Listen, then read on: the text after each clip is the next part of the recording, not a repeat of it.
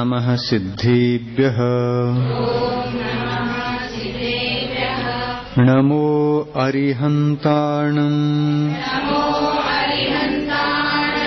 नमो सिद्धाणं नमो आयर्याणं नमो वज्झायाणं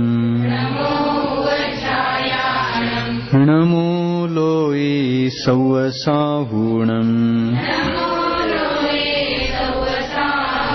एषो पंच नमो यारो सौव पावपणासनो मंगलानं च सव्वेशिं पढ़मं हवै मंगलम् पढ़मं हवै मंगलम्। पंच परमेष्टि भगवान की अहिंसा परमो धर्म की आचार्य गुरुवर श्री विद्यासागर मुनि महाराज की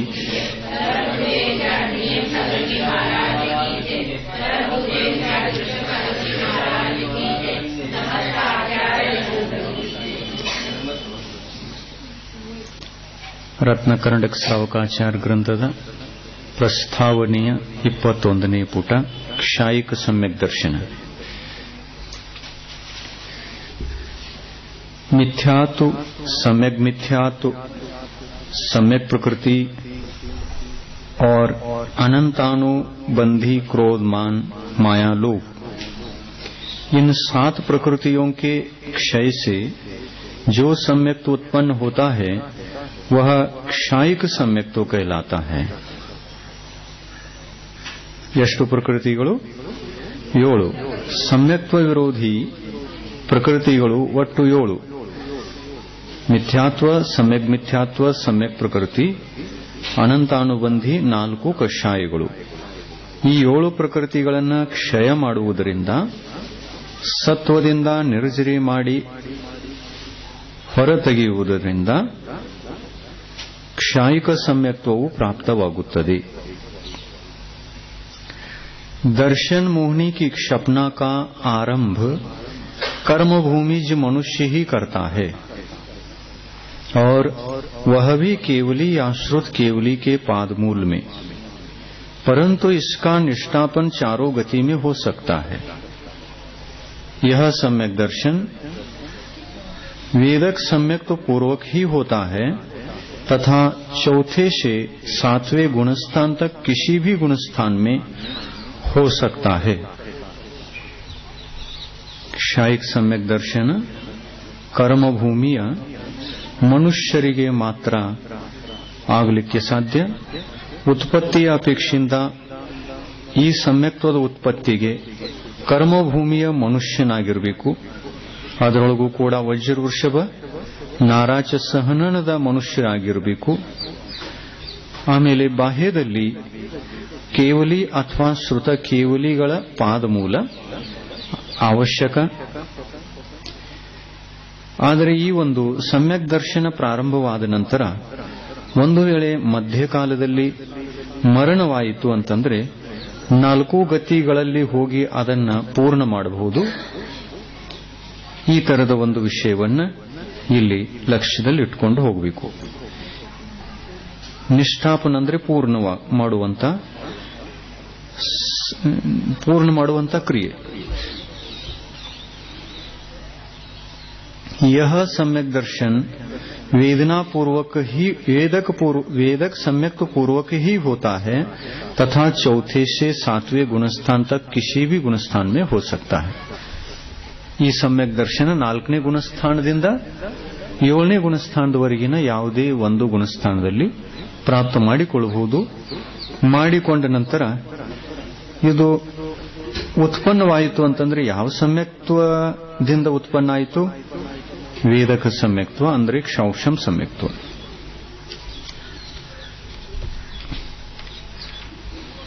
यह सम्यक दर्शन सादि अनंत है।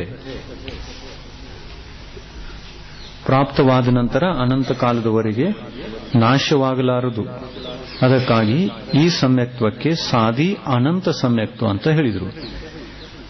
सादी अनंत है, होकर कभी छूटता नहीं है, जबकि औपशमिक क्षायोपशमिक सम्यक दर्शन असंख्यात बार होकर छूट सकते हैं.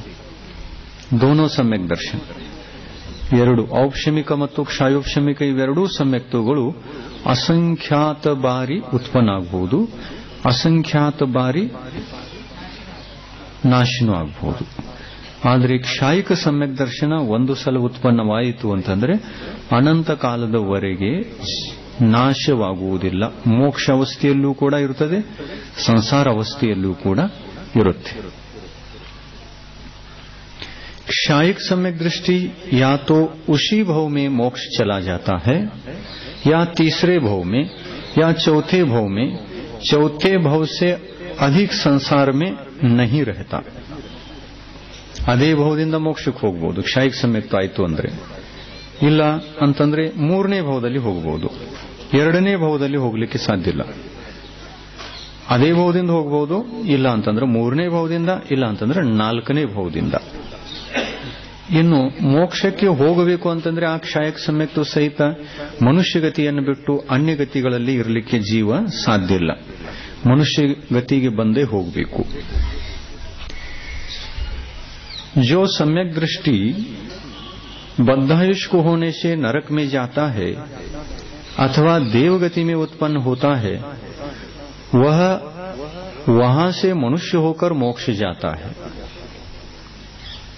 इसलिए वह तीसरे भव में मोक्ष जाता है. और जो भोगभूमि में मनुष्य या तिर्यंच होता है, वह वहां से देवगति में आता है. ಭೋಗಭೂಮಿಯಿಂದ ಅಂದ್ರೆ ಮನುಷ್ಯ ಇಲ್ಲಿಂದ ಕ್ಷಾಕ್ಷಂ ಸಮ್ಯಕ್ತ ಪ್ರಾಪ್ತ ಮಾಡಿಕೊಂಡು ಭೋಗಭೂಮಿಗೆ ಹೋಯಿತು ಅಂತಂದ್ರೆ ಭೋಗಭೂಮಿಯಿಂದ ದೇವಗತಿಗೆ ಹೋಗಬೇಕು, ದೇವಗತಿಯಿಂದ ಮನುಷ್ಯ ಆಗಬೇಕು. ಇವು ಎಷ್ಟು ಭವಗಳಾಗಬಹುದು? 4 ಭವ. 4 ಭವಗಳನ್ನು ಪಡೆದುಕೊಂಡು ಮೋಕ್ಷಕ್ಕೆ ಹೋಗಬಹುದು. इसलिए वह तीसरे भव में मोक्ष जाता है और जो भोग भूमि में मनुष्य या तिर्यंच होता है वह वहां से देवगति में आता है, वहां से आकर मनुष्य होकर मोक्ष प्राप्त करता है. इस प्रकार चौथे भव में उसका मोक्ष जाना बनता है. चारों गति संबंधी आयु का बंद होने पर सम्यक तो हो सकता है. ಯಾವುದೋ ಗತಿ ಮುಂದಿಂದ ಕಟ್ಕೊಂಡಿದ್ರೂ ಕೂಡ ಈ ಕ್ಷಾಯಿಕ ಸಮ್ಯಕ್ ದರ್ಶನ ಪ್ರಾಪ್ತ ಆಗಬಹುದು. ಆದರೆ ಸಂಯಮ ಪ್ರಾಪ್ತ ಆಗೋಲ್ಲ. ದೇವಗತಿ ಕಟ್ಕೊಂಡಿದ್ರೆ ಸಂಯಮ ಪ್ರಾಪ್ತ ಆಗಬಹುದು. ತಿರ್ಯಂಚ ಗತಿ, ಮನುಷ್ಯ ಗತಿ, ನರಕ ಗತಿ 3 ಗತಿಗಳನ್ನು ಕಟ್ಕೊಂಡಿದ್ರೆ ಮೋಕ್ಷ ಆಗುವುದಿಲ್ಲ. ಗತಿ ಅಂದ್ರೆ ಆಯು. ಆ ಗತಿ ಸಂಬಂಧಿ ಆಯು ಕರ್ಮವನ್ನು ಕಟ್ಟಿಕೊಂಡಿದ್ರೆ ಮೋಕ್ಷಕ್ಕೆ ಹೋಗುವುದಿಲ್ಲ, ಸಂಯಮವನ್ನು ಧರಿಸುವುದಿಲ್ಲ. वहां से आकर मनुष्य होकर मोक्ष प्राप्त करता है. इस प्रकार चौथे भव में उसका मोक्ष जाना बन जाता है. चारों गति संबंधी आयु का बंद होने पर सम्यक तो हो सकता है. इसलिए बद्धायुष्क सम्यक दृष्टि का चारों गति में जाना संभव है. परंतु यह नियम है कि सम्यक्त्व के काल में यदि मनुष्य और तिर्यंची के आयु बंद होता है तो नियम से देवायु का ही बंद होता है और नारकी तथा देव के नियम से मनुष्यायु का ही बंद होता है. ದೇವಗತಿಯಲ್ಲಿದ್ದುಕೊಂಡು ಕ್ಷಾಯಿಕ ಸಮ್ಯಕ್ ದೃಷ್ಟಿ ಇತ್ತು ಅಂತಂದ್ರೆ ಜೀವ ಆ ಕ್ಷಾಯಿಕ ಸಮ್ಯಕ್ತದೊಂದಿಗೆ ಮನುಷ್ಯ ಆಯುವನ್ನು ಕಟ್ಟಿಕೊಂಡು ಮನುಷ್ಯ ಗತಿಯಲ್ಲಿ ಜನ್ಮ ತಾಳ್ತದೆ. ನರಕದಲ್ಲಿತ್ತು ಅಂತಂದ್ರೆ ಮನುಷ್ಯ ಆಯುವನ್ನು ಕಟ್ಟಿಕೊಂಡು ಕರ್ಮಭೂಮಿಯ ಮನುಷ್ಯನಾಗಿ ಜನ್ಮ ತಾಳ್ತದೆ. ಈ ರೀತಿ ಕ್ಷಾಯಿಕ ಸಮ್ಯಕ್ತ್ವದ ಒಂದು ಉತ್ಪತ್ತಿಯ ನಿಮಿತ್ತಗಳನ್ನ ಮತ್ತು ಅದಕ್ಕೆ ಉಳಿಯತಕ್ಕಂಥ ಭವಗಳ ವಿಷಯದಲ್ಲಿ ಚರ್ಚೆಯನ್ನು ಮಾಡಿದ್ದಾಯಿತು. ಇನ್ನು ಸಮ್ಯಕ್ ದರ್ಶನದ ಉತ್ಪತ್ತಿಯ ಅಂತರಂಗ ಕಾರಣ ಮತ್ತು ಬಹಿರಂಗ ಕಾರಣ. ಸಮ್ಯಕ್ ಉತ್ಪತ್ತಿಗೆ ಬಹಿರಂಗ ಕಾರಣವನ್ನ ವಿಚಾರ ಮಾಡೋದಿದೆ. कारण दो प्रकार का होता है, एक उपादान कारण और दूसरा निमित्त कारण। उपादान कारण ಅಂದ್ರೆ ಉಪಾದಾನ, ಆತ್ಮಾಧೀನ ಕಾರಣ ಉಪಾದಾನ ಕಾರಣ. ಯಾವ ಕಾರಣ ಕಾರ್ಯರೂಪದಲ್ಲಿ ಕನ್ವರ್ಟ್ ಆಗುವಂತಹ ಶಕ್ತಿಯನ್ನು ಹೊಂದಿರುತ್ತದೆ ಅದು ಉಪಾದಾನ ಕಾರಣ. ಆ ಉಪಾದಾನ ಕಾರಣಕ್ಕೆ ಬಹಿರಂಗ ಕಾರಣ ಸಿಗದೆ ಉಪಾದಾನ ಕಾರಣದಲ್ಲಿ ಕಾರ್ಯಸಿದ್ಧಿ ಆಗುವುದಿಲ್ಲ. जो स्वयं कार्य रूप परिणत होता है वह उपादान कारण कहलाता है और जो कार्य की सिद्धि में सहायक होता है वह निमित्त कारण कहलाता है. अंतरंग और बहिरंग के भेद से निमित्त के दो भेद हैं. ಉಪಾದಾನ ಕಾರಣ ಆಯಿತು, ನಿಮಿತ್ತ ಕಾರಣ ಆಯಿತು. ಇನ್ನು ನಿಮಿತ್ತ ಕಾರಣದಲ್ಲಿ ಅಂತರಂಗ ನಿಮಿತ್ತ ಕಾರಣ ಮತ್ತು ಬಹಿರಂಗ ನಿಮಿತ್ತ ಕಾರಣದಿಂದ कारण ಎರಡು ಪ್ರಕಾರದ್ದು. सम्यक दर्शन की उत्पत्ति का उपादान कारण आसन्न भविता आदि विशेषताओं से युक्त आत्मा है. उपादान कारण ಅಂದ್ರೆ ಏನು? ಆಸನ್ನ ಭವ್ಯ, ಜೀವ ಭವ್ಯ ಆಗಿರಬೇಕು. ಮೊದಲು ಫಸ್ಟ್ ಏನ್ ಬೇಕು? ಭವ್ಯ ಆಗಿರಬೇಕು. ಇದಕ್ಕನ್ನೋದು ಉಪಾದಾನ. ಅಭವ್ಯತ್ವ ಅಂತಂದ್ರೆ ಉಪಾದಾನ ಇಲ್ಲ, ಭವ್ಯತ್ವ ಅಂತಂದ್ರೆ ಉಪಾದಾನ ಇದೆ. ಭವ್ಯದಲ್ಲೂ ಆಸನ್ ಭವ್ಯ ಇರಬೇಕು, ದೂರಾಣ್ ದೂರ ಭವ್ಯ ಆಗಿರಬಾರದು. ನಾಲ್ಕು ಪ್ರಕಾರದ ಭವ್ಯಗಳಲ್ಲಿ ಯಾವ ಭವ್ಯ ಆಗಿರಬೇಕು? ಆಸನ್ನ ಭವ್ಯ, ಆಸನ್ನ ಭವ್ಯ, ನಿಕಟ ಭವ್ಯ. ಸಂಖ್ಯಾತ ಕಾಲದಲ್ಲಿ ಮುಕ್ತಿಯನ್ನು ಪಡೆಯುವ ಜೀವ. ಅದು ಹೇಳಿತಲ್ಲ, ಸಂಖ್ಯಾತ ಕಾಲದಲ್ಲಿ ಮುಕ್ತಿಯನ್ನು ಪಡೆಯುವ ಜೀವ, ಅಸಂಖ್ಯಾತ ಕಾಲದಲ್ಲಿ ಮುಕ್ತಿಯನ್ನು ಪಡೆಯುವ ಜೀವ, ಅನಂತ ಕಾಲದಲ್ಲಿ ಮುಕ್ತಿಯನ್ನು ಪಡೆಯುವ ಜೀವ ಮತ್ತು ಅನಂತಾನಂತ ಕಾಲ ಕಳೆದರೂ ಮುಕ್ತಿಯನ್ನು ಪಡೆಯದೆ ಇರುವ ಜೀವ. ಇದರೊಳಗೆ ಒಂದು ಭವ್ಯ ಜೀವಕ್ಕೆ ಮೋಕ್ಷ ಇಲ್ಲ, ಅಭವ್ಯ ಸಂಭವ್ಯಕ್ಕೆ. ಮೂರು ಪ್ರಕಾರದ ಭವ್ಯಗಳಿಗೆ ಮೋಕ್ಷ ಇದೆ. ಆದರೆ ಒಂದಕ್ಕೆ ಸಂಖ್ಯಾತ ಕಾಲದಲ್ಲಿದೆ, ಇನ್ನೊಂದಕ್ಕೆ ಅಸಂಖ್ಯಾತ ಕಾಲದಲ್ಲಿ, ಮತ್ತೊಂದಕ್ಕೆ ಅನಂತ ಕಾಲದಲ್ಲಿ. ಇಷ್ಟು ವ್ಯತ್ಯಾಸ ಇದೆ. ಇನ್ನು ಉಪಾದಾನ ಕಾರಣ ಅಂದ್ರೆ ಏನು? ಉಪಾದಾನ ಕಾರಣ ಅಂತಂದ್ರೆ ಯಾವುದರಲ್ಲಿ ಮುಕ್ತಿಯನ್ನು ಪಡೆಯತಕ್ಕಂತಹ ಪಾತ್ರತೆ ಇದೆ, ಯೋಗ್ಯತೆ ಇದೆ, ಅದು ಉಪಾದಾನ ಕಾರಣ. ಇನ್ನು ಆ ಉಪಾದಾನ ಕಾರಣ ಜಾಗೃತಿ ಇತ್ತು ಅಂತಂದ್ರೆ ಬಹಿರಂಗ ನಿಮಿತ್ತ ಸಿಗೋದು, ಅಂತರಂಗ ನಿಮಿತ್ತ ಸಿಗೋದು, ಇದು ಒಳ್ಳೆಯದಿರ್ತದೆ. ಅಂತರಂಗ ನಿಮಿತ್ತ. ಆದರೆ ಜಾಗೃತಿ ಇರಲಿಲ್ಲ ಅಂತಂದ್ರೆ ಉಪಾದಾನ, ಆಮೇಲೆ ಮೋಕ್ಷ ಆಗುಲ್ಲ. ಉಪಾದಾನ ಮೊದಲು ಬೇಕು. ನಿಮಿತ್ತದಲ್ಲಿ ಎರಡು ಭೇದ, ಅಂತರಂಗ ಬಹಿರಂಗ. ಮೊದಲೇನ್ ಬೇಕು? ಉಪಾದಾನ. ಉಪಾದಾನ ಅಂದ್ರೆ ಭವ್ಯತ್ವ, ಮತ್ತು ನಿಮಿತ್ತ ಅಂತಂದ್ರೆ ಅದು ಸಹಾಯಕ. ಇನ್ನು ಎಂಥ ಸಹಾಯಕ? ಅಂತರಂಗ ಸಹಾಯಕ, ಬಹಿರಂಗ ಸಹಾಯಕ. ಬಹಿರಂಗದಲ್ಲಿ ಕೇವಲಿ ಶ್ರುತ ಕೇವಲಿಗಳು, ಇವರು ಬಹಿರಂಗ ನಿಮಿತ್ತ. ಅಥವಾ ಕ್ಷೌಕ್ಷಂ ಸಮ್ಯಕ್ತ ಉತ್ಪನ್ನ ಆಗಬೇಕು ಅಂತಂದ್ರೆ ಅಂತರಂಗ ನಿಮಿತ್ತ.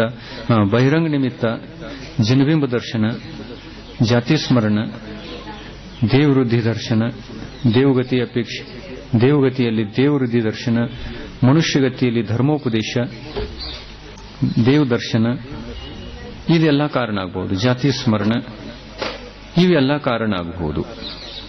ಇದು ನಿಮಿತ್ತ, ಇದು ಬಹಿರಂಗ ನಿಮಿತ್ತ. ಇನ್ನು ಅಂತರಂಗ ನಿಮಿತ್ತ ಅಂತಂದ್ರೆ ಕ್ಷಾಯೋಕ್ಷಂ ಸಮ್ಯಕ್ತವನ್ನ ಪ್ರಾಪ್ತ ಮಾಡಿಕೊಳ್ಳತಕ್ಕಂತಹ ಯೋಗ್ಯ ಪರಿಣಾಮಗಳ ಉತ್ಪತ್ತಿ ಆತ್ಮನಲ್ಲಿ, ಆ ಉಪಾದಾನದಲ್ಲಿ ಉತ್ಪನ್ನ ಆಗಿರಬೇಕು. ಇದು ಅಂತರಂಗ ನಿಮಿತ್ತ. ಇನ್ನು ಅಂಥ ಪರಿಣಾಮಗಳ ಉತ್ಪತ್ತಿ ಆಗಬೇಕು ಅಂತಂದ್ರೆ ಅದು ಆಸನ್ನ ಭವ್ಯ ಆಗಿರಬೇಕಲ್ಲ.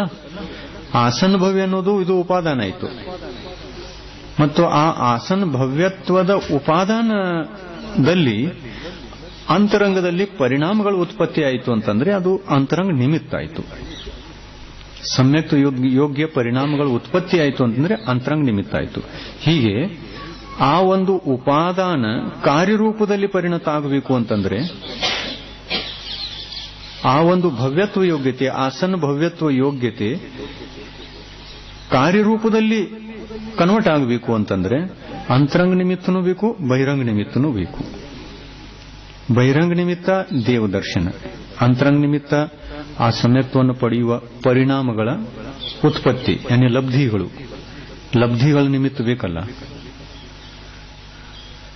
ಲಬ್ಧಿಗಳು ಬೇಕು. 5 ಲಬ್ಧಿಗಳಿಲ್ಲದೆ ಇದು ಅಂತರಂಗ ಕಾರಣಗಳು, 5 ಲಬ್ಧಿಗಳೆಲ್ಲ ಅಂತರಂಗ ಕಾರಣಗಳು.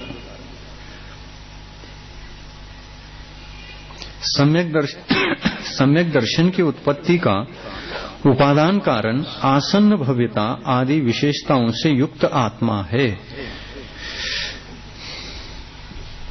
अंतरंग निमित्त कारण सम्यक्त्व की प्रतिबंधक 7 प्रकृतियों का उपशम, क्षय अथवा क्षयोपशम है. ಅಂತರಂಗ ನಿಮಿತ್ತ ಅಂದ್ರೆ ಯಾವುದು ಇಲ್ಲಿ ಹೇಳಿದ್ರು. ಏನ್ ಹೇಳಿದ್ರು? ಸಮ್ಯಕ್ತ್ವದ ಪ್ರತಿಬಂಧಕ 7 ಪ್ರಕೃತಿಗಳ ಉಪಶಮನ ಆಗೋದು, ಕ್ಷಯ ಆಗೋದು ಅಥವಾ ಕ್ಷಯೋಪಶಮ ಆಗೋದು,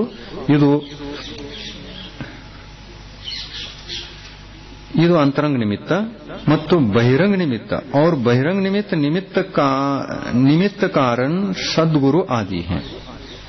बहिरंग निमित्त कारण सद्गुरु आदि हैं. ಇವುಗಳಿಗೆ ಪಂಚಲಬ್ಧಿಗಳು ಪ್ರಾಪ್ತ ಆದಾಗ ಉಪಶಮ, ಕ್ಷಯ, ಕ್ಷಯೋಪಶಮ ಆಗುವುದು.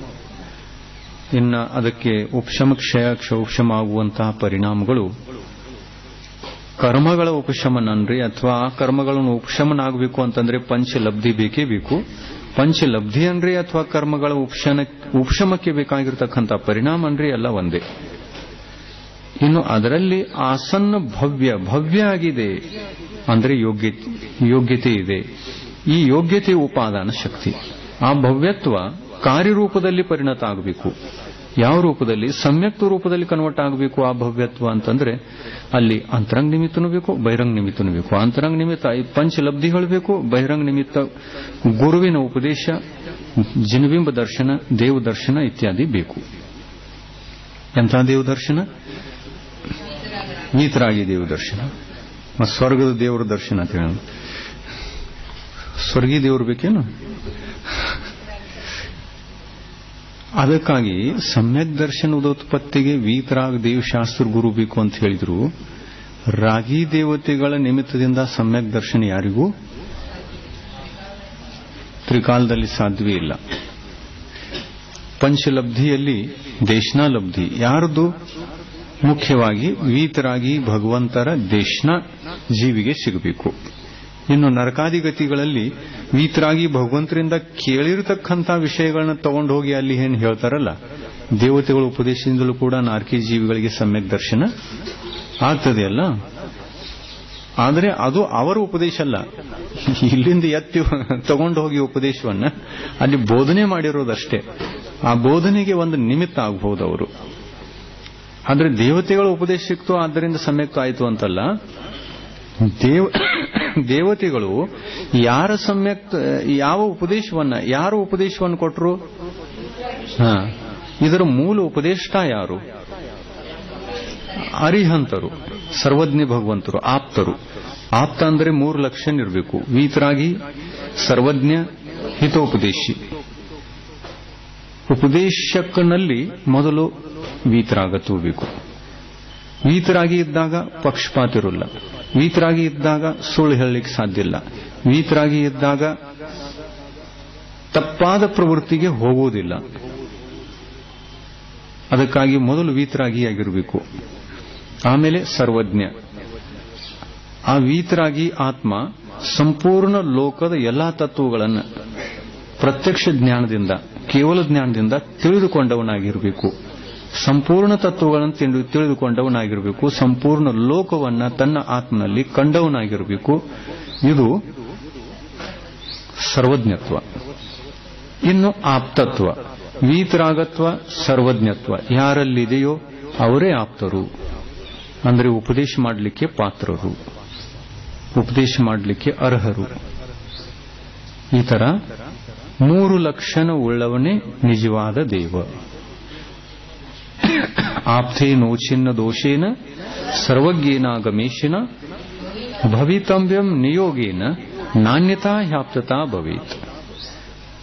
ಆಪ್ತ ಉಚ್ಛಿನ್ನ ದೋಷ ಉಳ್ಳವನಾಗಿರಬೇಕು, 18 ದೋಷಗಳಿಂದ ರಹಿತನಾಗಿರಬೇಕು. ಆಪ್ತೋ ನಿಚ್ಛಿನ್ನ ದೋಷೇನ ಸರ್ವಜ್ಞನಾಗಿರಬೇಕು. ಆಗಮೇಶಿನ ಸರ್ವಜ್ಞ ಇದ್ದ ಅಂತಂದ್ರೆ ಆಗಮವನ್ನು ಹೇಳ್ತಕ್ಕಂಥ ಪ್ರಭುತ್ವ, ಆಗಮವನ್ನು ವ್ಯಕ್ತಪಡಿಸತಕ್ಕಂಥ, ತತ್ವಗಳನ್ನ ವ್ಯಕ್ತಪಡಿಸತಕ್ಕಂಥ ಪಾತ್ರತೆ ಆತನಲ್ಲಿ ಇದ್ದೇ ಇರ್ತದೆ. ಜ್ಞಾನ ಕೇವಲ ಜ್ಞಾನ ಇತ್ತು ಅಂತಂದ್ರೆ ಏನು ಕಡಿಮೆ ಇದೆ ಅಲ್ಲಿ? ಲೋಕದ ಎಲ್ಲಾ ತತ್ವಗಳನ್ನು ಬಿಚ್ಚಿ ಬಿಚ್ಚಿ ಸರಿಯಾಗಿ ಹೇಳಬಹುದು. ನಾವೇನ್ ಮಾಡಬೇಕು? ಛದ್ಮಸ್ಥರು ಭಗವಂತರೇನು ಹೇಳಿದಾರೆ ಅದನ್ನು ನೋಡಬೇಕು,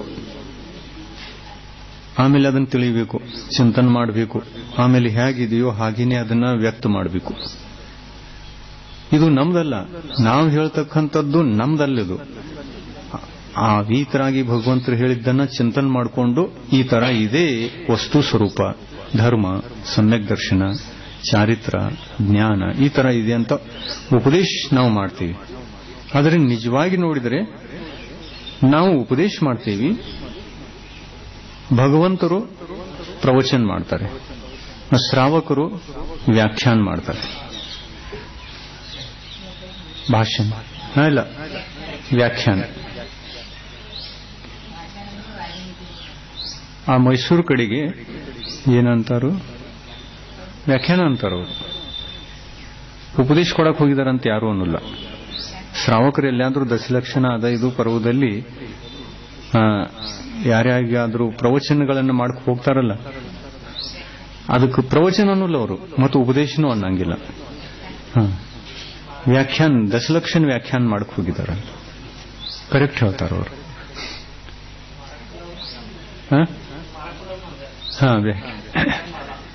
व्याख्यान करायला गेलं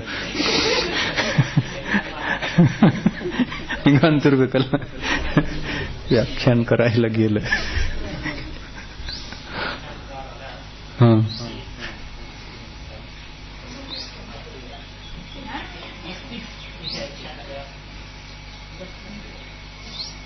ಭಗವಂತರದು ಪ್ರವಚನ ಅಂದರೆ ಪ್ರಕೃಷ್ಟ ವಚನ, एकदम सत्य फिल्टर प्योर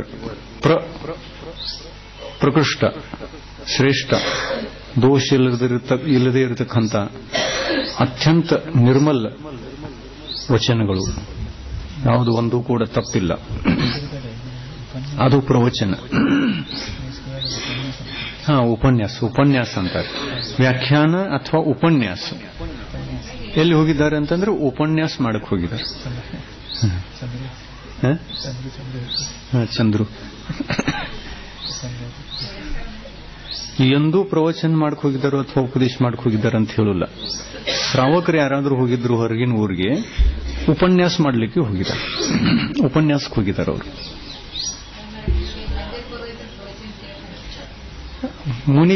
ಮುನಿಗಳದ್ದು ಉಪದೇಶ ಕೇಳ್ಕೊಂಡಿದ್ದೇವೆ ಅಂತ ಅನ್ಬೇಕು.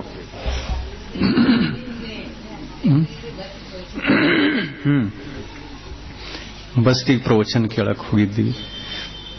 ಅದೊಂದು ಮುನಿಗಳ ವಿಷಯದಲ್ಲಿ ಪ್ರವಚನ ಕೇಳಕ್ ಹೋಗಿದ್ದೀವಿ ಅಂತ ಅನ್ನೋದು ವಿಶಿಷ್ಟ ಮುನಿಗಳಿಗೆ ಗೌರವ ಕೊಟ್ಟ. ಅಂದ್ರೆ ಭಗವಂತರದ ಹೆಂಗ ಪ್ರವಚನ ಆಗ್ತದೆಯಲ್ಲ, ಅದೇ ಸಾಕ್ಷಾತ್ ಪ್ರವಚನ ಇಲ್ಲಿ ಸಿಗ್ತಾ ಇದೆ, ಮುನಿಗಳದಲ್ಲದು. ಅದು ಭಗವಂತರ ಪ್ರವಚನ ಕೇಳಲಿಕ್ಕೆ ಹೋಗಿದ್ದೇವೆ ಅಂತ ಅರ್ಥ. ನಾವು ಮುನಿಗಳದ್ದು ಕೇಳಿ ಬಂದಿದ್ದೇವೆ ಅಂತಂದ್ರೆ ಅದು ಉಪದೇಶ ಕೇಳಿ ಬಂದಿದ್ದೇವೆ. ಆದರೆ ಅದನ್ನು ಏನು ಕೇಳಿ ಬಂದಿದ್ದೇವೆ ಅಂತಂದ್ರೆ ಪ್ರವಚನ ಕೇಳಿ ಬಂದಿದ್ದೇವೆ. ಪ್ರವಚನವನ್ನೇ ಯಾವಾಗ ಮುನಿಗಳು ಕೊಡ್ತಾರೆ ಆವಾಗ ಉಪದೇಶ. ಭಗವಂತರು ತಮ್ಮ ದಿವ್ಯ ಧ್ವನಿಯಿಂದ ಹೊರಡಿಸತಕ್ಕಂಥದ್ದು ಅದು ಪ್ರವಚನ, ದಿವ್ಯ ಧ್ವನಿ. ಅದು ಏಕ್ದಮ್ ಸತ್ಯ. ಯಾಕೆಂತಂದ್ರೆ ಭಗವಂತರಿಗೆ ಸತ್ಯ ವಚನ ಯುಗ, ಅನುಭಯ ವಚನ ಯುಗ ಎರಡೇ ಇವೆ. ಆದರೆ ಮುನಿಗಳಿಗೆ 6ನೇ ಗುಣಸ್ಥಾನದಿಂದ 12ನೇ ಗುಣಸ್ಥಾನದವರೆಗೆ 4 ವಚನ ಯೋಗಗಳಿವೆ, 4 ಇವೆ. ಛದ್ಮಸ್ಥವಸ್ಥೆಯಲ್ಲಿ 4, 12ನೇ ಗುಣಸ್ಥಾನದವರೆಗೆ 4 ವಚನ ಯೋಗಗಳು. ಯಾಕೆ ಧ್ಯಾನದಲ್ಲಿರುವಾಗ ಅವ್ರೇನು ಸತ್ಯ ಮಾತಾಡ್ತಾರೋ ಅಂತ ಈ ತರ ಕೇಳಬಹುದು. ಅಲ್ಲ, ಅವರ ಜ್ಞಾನವೇ ಅಸತ್ಯ ಇದೆ. ಯಾಕೆ ಅಸತ್ಯ ಇದೆ? ಇನ್ನೂ ಎಲ್ಲಾ ತತ್ವಗಳನ್ನ ಪ್ರತ್ಯಕ್ಷ ಕಂಡಿಲ್ಲ, ಇನ್ನೂ ಪ್ರತಿಬಿಂಬಿತ ಆಗಿಲ್ಲ ಜಗತ್ತಿನ ಎಲ್ಲಾ ಪದಾರ್ಥಗಳು. ಅದಕ್ಕಾಗಿ ಆ ಜ್ಞಾನ ಅಸತ್ಯ ಇರುವುದರಿಂದ ಅದರಿಂದ ಹೊರಡತಕ್ಕಂತಹ ವಚನ ಯೋಗವು ಕೂಡ ಅಸತ್ಯ ಇರ್ತದೆ ಅಂತ ಹೇಳಿಬಿಟ್ಟು ಆ ವಚನ ಯೋಗದ ಉಪಚಾರವನ್ನ ಅವರ ಜ್ಞಾನದಲ್ಲಿ ಮಾಡಿ ಆ ಜ್ಞಾನಕ್ಕೆ ಅಸತ್ಯ ವಚನ ಯೋಗದ ಉತ್ಪತ್ತಿಯ ಕಾರಣವಾದ ಜ್ಞಾನ ಅಂತ ಹೇಳಿ ಅದನ್ನ 4 ವಚನ ಯೋಗಗಳನ್ನು ಅಲ್ಲಿ ಹೇಳಿದ್ದಾರೆ.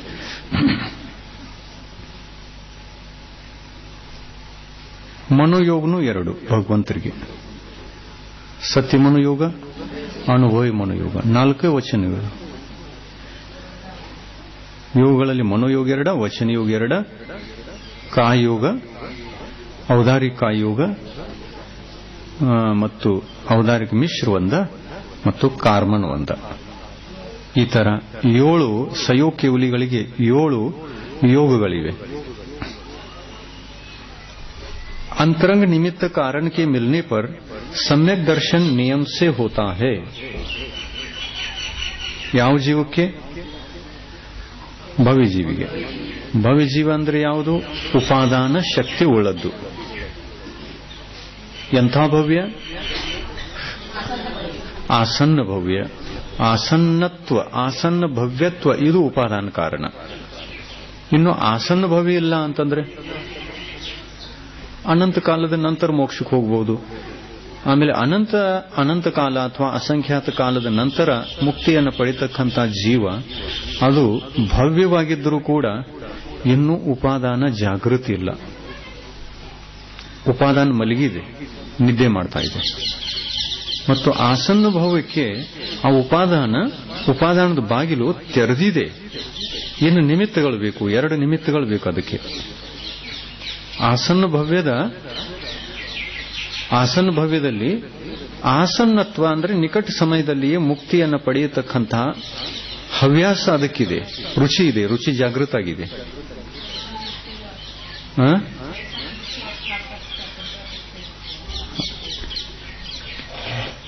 ಕ್ಷಾಯಿಕದ ಸಂಬಂಧ ಅಲ್ಲ. ಯಾವುದೇ ಸಮ್ಯಕ್ತ ಉತ್ಪನ್ನ ಆಗಬೇಕಾದರೂ ಮೊದಲು ಆಸನ್ನ ಭವ್ಯತ್ವ ಬೇಕು. ಕ್ಷಾಯಿಕಕ್ಕೆ ಬೇಕಂತೇನಲ್ಲ, ಸಮ್ಯಕ್ತ್ವ ಮಾತ್ರಕ್ಕೆ, ಯಾವುದೇ ಸಮ್ಯಕ್ತ್ವ ಇರಲಿ ಆಸನ್ನ ಭವ್ಯತ್ವ ಬೇಕು. ಇನ್ನು ದ್ವಿತೀಯೋಪಸಮ ಸಮ್ಯಕ್ತ್ವ ಪ್ರಾಪ್ತ ಆಗಬೇಕಂದ್ರೂ ಕೂಡ ಅಲ್ಲಿ ಕರ್ಣ ಪರಿಣಾಮಗಳನ್ನು ಮಾಡ್ತಾನಲ್ಲ, ಅಲ್ಲಿಯೂ ಕೂಡ ಒಂದು ಪ್ರಕಾರದ ಆಸನ್ನತ್ವ ಬೇಕು. ಅದನ್ನು ಪ್ರಾಪ್ತ ಮಾಡಿಕೊಳ್ಳಬೇಕು ಅಂತಕ್ಕಂಥ ಆಸನ್ನತ್ವ, ನಿಕಟತ್ವ, ನಿಕಟ ಪರಿಣಾಮಗಳು ಬೇಕು. ಅಂದ್ರೆ ಪರಿಣಾಮಗಳ ತಯಾರಿ, ಆ ತಯಾರಿ ಬಗ್ಗೆ ಒಂದು ರುಚಿ, ಆ ರುಚಿಗೆ ಅನ್ನೋದು ಆಸನ್ನ ಭವ್ಯತ್ವ. ಆಮೇಲೆ ಆ ರುಚಿಯ ಅನುಸಾರವಾಗಿ ನಿಮಿತ್ತಗಳು ದೊರೆಯಬೇಕು. ಅಂತರಂಗ ನಿಮಿತ್ತನೂ ದೊರೆಯಬೇಕು, ಬಹಿರಂಗ ನಿಮಿತ್ತನೂ ದೊರೆಯಬೇಕು. ಅವು 2 ನಿಮಿತ್ತಗಳು ದೊರೆತಾಗ ಸಮ್ಯಕ್ ದರ್ಶನ ಕಾರ್ಯ ಸಿದ್ಧಿ ಆಗ್ತದೆ. अंतरंग निमित्त कारण के मिलने पर सम्यक दर्शन नियम से होता है, परंतु बहिरंग निमित्त के मिलने पर सम्यक दर्शन होता भी है और नहीं भी होता है.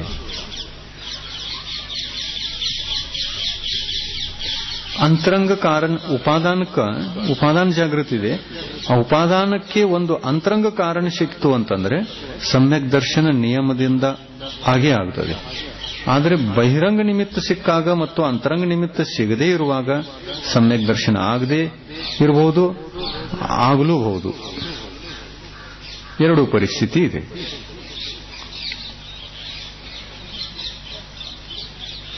बहिरंग निमित्त के मिलने पर सम्यक दर्शन होता भी है और नहीं भी होता. सम्यक दर्शन के अंतरंग निमित्त 4 गति में विभिन्न प्रकार के होते हैं. ಅಂತರಂಗ ನಿಮಿತ್ತಗಳು 4 ಗತಿಗಳ ಅಪೇಕ್ಷೆಯಿಂದ ಬೇರೆ ಬೇರೆ ಇವೆ. ದೇವಗತಿಯಲ್ಲಿ ಬೇರೆ, ಮನುಷ್ಯಗತಿಯಲ್ಲಿ ಬೇರೆ, ನರಗತಿಯಲ್ಲಿ ಬೇರೆ. ಯಾಕೆಂದ್ರೆ ಲೇಷ ಬೇರೆ ಬೇರೆ ಇದೆ, ಪರಿಣಾಮಗಳು ಬೇರೆ ಬೇರೆ ಇವೆ, ಆಮೇಲೆ ಶರೀರನೂ ಬೇರೆ ಬೇರೆ ಇದೆ.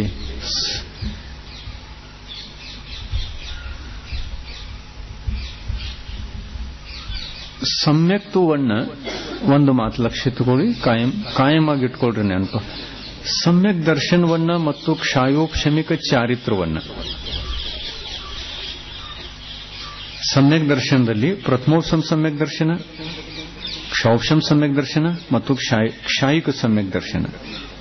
ಸಮ್ಯಕ್ ದರ್ಶನವನ್ನ ಮತ್ತು ಕ್ಷಾಯೋಪಶಮಿಕ ಚಾರಿತ್ರವನ್ನ ಪ್ರಾಪ್ತ ಮಾಡಿಕೊಳ್ಳಲಿಕ್ಕೆ ಬೇಕಾದಂತಹ ಸಹನನಿದ್ರೂ ಪ್ರಾಪ್ತ ಆಗ್ತದೆ. ಮನುಷ್ಯಗತಿಯಲ್ಲಿ ಬೇಕಾದಂತಹ ಸಹನನಿದ್ರು ಒಂದನೇದ್ದು ನಡಿಬಹುದು, ಎರಡನೇದ್ದು, ಮೂರನೇದ್ದು, ನಾಲ್ಕನೇದ್ದು, ಐದನೇದು, ಆರನೇದು, ಬೇಕಾದಂತಹ ಸಹನನಿದ್ರೂ ಇವೆರಡೂ ಪ್ರಾಪ್ತ ಆಗ್ತದೆ. ಆದರೆ ಕ್ಷಪಕ ಶ್ರೇಣಿಯನ್ನು ಹತ್ತಬೇಕು ಅಂತಂದ್ರೆ ಕ್ಷಾಯಿಕ ಚಾರಿತ್ರ ಬೇಕು, ಉಪಶಮ ಶ್ರೇಣಿಯನ್ನು ಹತ್ತಬೇಕು ಅಂತಂದ್ರೆ ಔಪಶಮಿಕ ಚಾರಿತ್ರ ಬೇಕು. ಔಪಶಮಿಕ ಚಾರಿತ್ರ ಇದು ಪ್ರಾಪ್ತವಾಗಬೇಕು ಅಂತಂದ್ರೆ ಯಾವ ಸಮ್ಯಕ್ತ್ವ ಬೇಕು? ಸಮ್ಯಕ್ತ್ವ ಯಾವುದು ಬೇಕು? ದ್ವಿತೀಯೋಪಶಮ ಬೇಕು, ಇಲ್ದಿದ್ರೆ ಕ್ಷಾಯಿಕ ಸಮ್ಯಕ್ತ್ವ ಬೇಕು.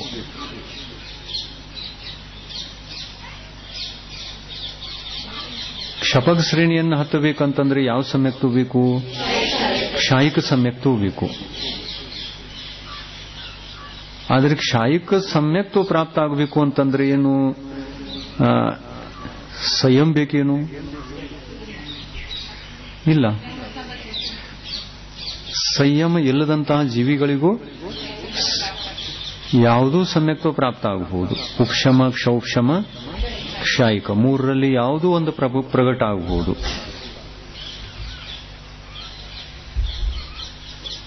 ಯಾವುದೂ ಒಂದು ಪ್ರಗಟ ಆಗಬಹುದು. ಆದರೆ ಕ್ಷಾಯಿಕ ಚಾರಿತ್ರ ಬೇಕು ಅಂತಂದ್ರೆ ಮೊದಲು ಎರಡು ಬೇಕು.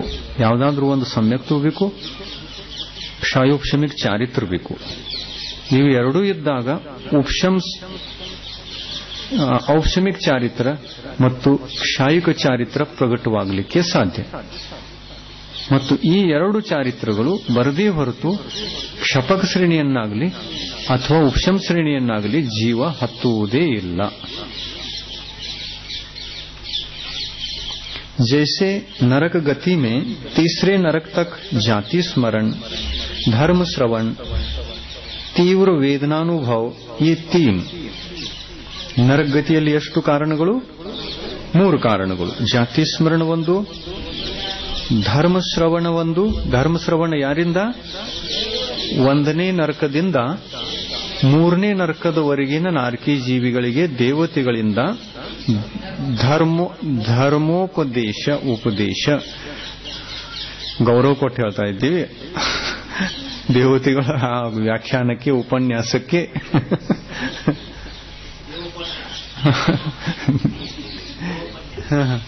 ದೇವೋಪನ್ಯಾಸ.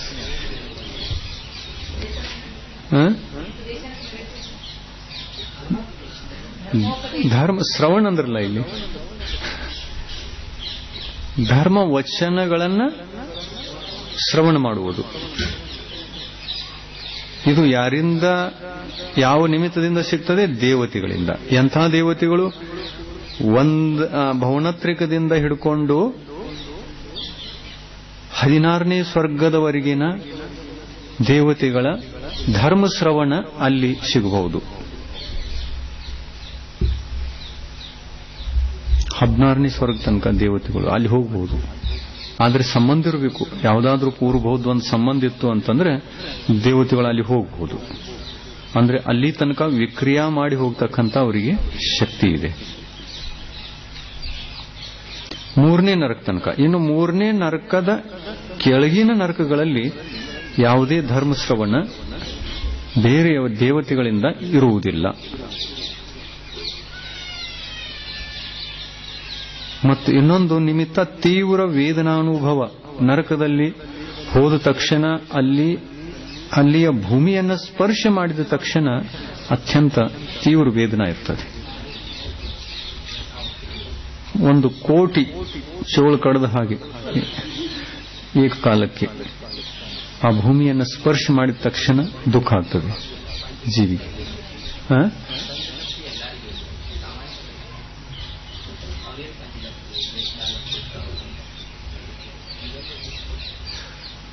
ಇವೆ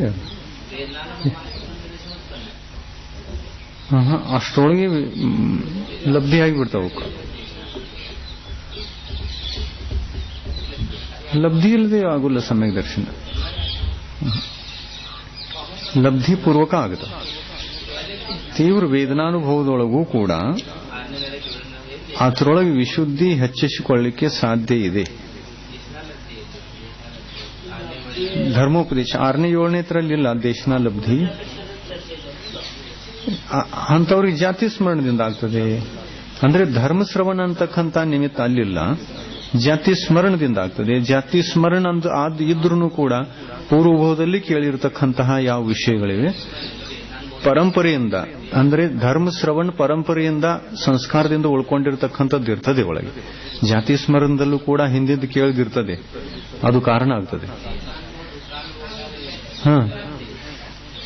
ಜಾತಿ ಸ್ಮರಣನೂ ಕೂಡ ಪೂರ್ವಭಾವದಲ್ಲಿ ಕೇಳಿರತಕ್ಕಂತಹ ವಿಷಯಗಳೆಲ್ಲ ನೆನಪಿಗೆ ಬಂದು ನಂತರ ಸಮ್ಯಕ್ ದರ್ಶನ ಆಗ್ತದೆ.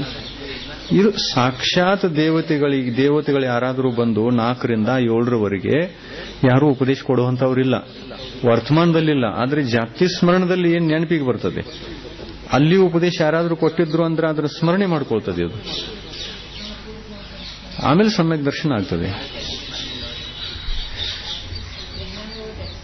ವೇದನಾನುಭವದಿಂದ ಆಗಬಹುದು. ವೇದನಾನುಭವದಲ್ಲಿ ಸ್ವತಃ ತತ್ವದ ಕಡೆಗೆ ಒಲವು ಆಗಿಬಿಡ್ತದೆ. ಅದಕ್ಕೆ ಪಂಚಲಬ್ಧಿಗಳು ಎಲ್ಲ ಆಗ್ಬೇಕೇನಿಲ್ಲ, ಅವು ಹಿಂದಿನ ಬಹುದಿಂದ ಸಂಸ್ಕಾರ ಇದ್ದಿರತಕ್ಕಂತಹ ವಿಷಯಗಳು ಕೂಡ ದೇಶನಾಲಬ್ಧಿ. ದೇಶನಾಲಬ್ಧಿ ಮೊದಲೇ ಪ್ರಾಪ್ತಿತ್ತು ಅಂತಂದಾಗ ಸಮ್ಯಕ್ ದರ್ಶನ ಆಗುವಾಗ ದೇಶಾಲಬ್ಧಿ ಇರಬೇಕು ಹಾಗೇನೇಮಿಲ್ಲ. ದೇಶನಾಲಬ್ಧಿ ಯಾವಾಗಲೂ ಸಿಕ್ಕಿರಬಹುದು. उपलक्षण तीव्र वेदनानुभव ये 3, चौथे से 7वें तक जाति स्मरण और वेदनानुभव ये 2 ನೋಡ್ರಿ ಬರೆದಿಟ್ಕೋರಿ. 3 1ರಿಂದ 3ನೇ ನರಕದವರೆಗೆ 3 ನಿಮಿತ್ತಗಳು, ಬಾಹ್ಯ ನಿಮಿತ್ತಗಳು 3: ಜಾತಿ ಸ್ಮರಣ, ಧರ್ಮಶ್ರವಣ, ವೇದನಾನುಭವ, ತೀವ್ರ ವೇದನಾನುಭವ. ಇನ್ನು 4ನೇ ನರಕದಿಂದ 7ನೇ ನರಕದವರೆಗಿನ ನಾರಕಿ ಜೀವಿಗಳಿಗೆ ಜಾತಿ ಸ್ಮರಣದಿಂದ ಮತ್ತು ತೀವ್ರ ವೇದನಾನುಭವದಿಂದ ಸಮ್ಯಕ್ ದರ್ಶನ ಆಗಬಹುದು. ಇದು ನರಕಗತಿಯಲ್ಲಿ ಆಯಿತು. ಇನ್ನು ತಿರ್ಯಂಚ ಮತ್ತು ಮನುಷ್ಯಗತಿಯಲ್ಲಿ ಎಷ್ಟು ನಿಮಿತ್ತಗಳು? ಜಾತಿ ಸ್ಮರಣ 1, ಧರ್ಮಶ್ರವಣ 1, ಜಿನಬಿಂಬ ದರ್ಶನ, ಇವು 3 ನಿಮಿತ್ತಗಳು ಮನುಷ್ಯಗತಿ ಮತ್ತು ತಿರ್ಯಂಚಿಗತಿಯಲ್ಲಿ.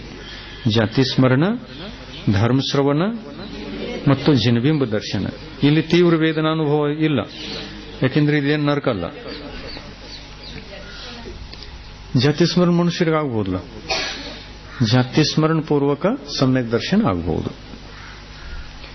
ದೇವಗತಿಯಲ್ಲಿ 12ನೇ ಸ್ವರ್ಗದವರೆಗೆ ಎಷ್ಟು ನಿಮಿತ್ತಗಳಿವೆ? 1ನೇ ದೇವಗತಿಯಲ್ಲಿ ಭವನತ್ರಿಕದಿಂದ ಹಿಡ್ಕೊಂಡು 12ನೇ ಸ್ವರ್ಗದವರೆಗೆ ನೋಡಿ ಯಾವ್ಯಾವಂದ್ರೆ ಜಾತಿ ಸ್ಮರಣ, ಧರ್ಮಶ್ರವಣ, ಜಿನ ಕಲ್ಯಾಣಕ ದರ್ಶನ ಮತ್ತು ದೇವರಿದ್ಧಿ ದರ್ಶನ. ಇವು 4 ಇವೆ. ಜಾತಿ ಸ್ಮರಣ ಅಂತಂದ್ರೆ ಹಿಂದಿನ ಭಾವದ ಸ್ಮರಣ ಆಗುವುದು. ಇದಕ್ಕೇನು ಅವಧಿಗಾನ ಬೇಕಾಗಿಲ್ಲ, ಏನಿಲ್ಲ. ಮತಿಜ್ಞಾನ, ಧಾರಣಾ ಮತಿಜ್ಞಾನ ಚೆನ್ನಾಗಿ ಬೇಕು. ಧಾರಣಾ ಮತಿಜ್ಞಾನ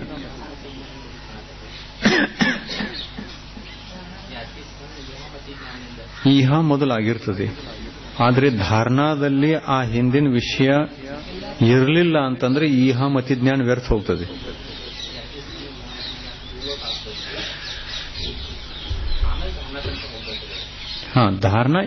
ಧಾರಣಾ ಇದ್ರನ ಜಾತಿ ಸ್ಮರಣ ಆಗೋದು. ಧಾರಣಾ ಇದ್ರನ ಮೆಮರಿ ಕಾರ್ಡ್ದೊಳಗೆ ಇದ್ರನ ಈಹ ಮಾಡಿ ತಕ್ಕೊಳ್ಬಹುದು. ಅದನ್ನ ಈಹ ಮಾಡಿ ಅಂದ್ರೆ ಇಚ್ಛಾ ಮಾಡಿ ತಕ್ಕೊಳ್ಬಹುದು. ಕಾರ್ಡ್ದಾಗ ತುಂಬಿಲ್ಲ ಅಂತಂದ್ರೆ ಈಹ ಮಾಡಿ ಏನಾಗೋದು? ಇದೆ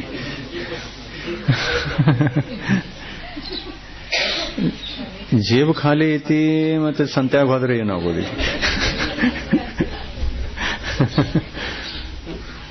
ಇನ್ ಸೋಮವಾರ ಅಲ್ಲ,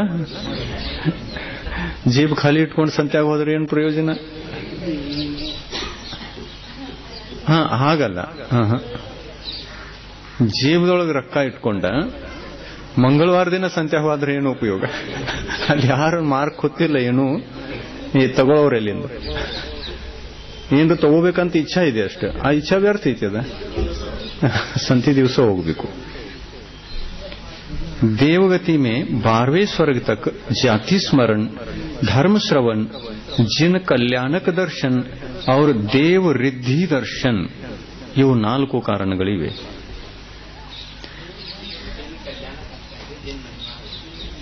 जिन कल्याणक दर्शन ಈ ಎಲ್ಲ ಒಂದೇ। ಅದೇ ಕಲ್ಯಾಣಕ ಅಂತಂದ್ರೆ 5 ಕಲ್ಯಾಣಗಳಲ್ಲಿ ಜಿನೇಂದ್ರ ಭಗವಂತರ ಮಹಿಮೆಯನ್ನ ದೇವತೆಗಳೇನು ವ್ಯಕ್ತಪಡಿಸ್ತಾರಲ್ಲ, ಅಂಥ ಜಿನ ಭಗವಂತರ ಒಂದು ಮಹಿಮೆಯನ್ನು ಕಂಡು ಸಮ್ಯಕ್ ದರ್ಶನ ಆಗಬಹುದು। ಜಿನ್ ಕಲ್ಯಾಣಕ ದರ್ಶನ ಇಷ್ಟ ಹೇಳಿದ್ದಾರೆ, ಇದು ಸರಿ ಇದೆ।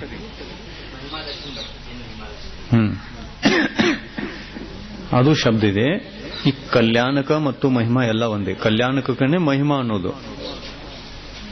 ದೇವರಿದ್ಧಿ ದರ್ಶನ, ರಿದ್ಧಿ ಅಂತಂದ್ರೆ ದೇವತೆಗಳಿಗಿರುವಂತಹ ವೃದ್ಧಿಗಳು।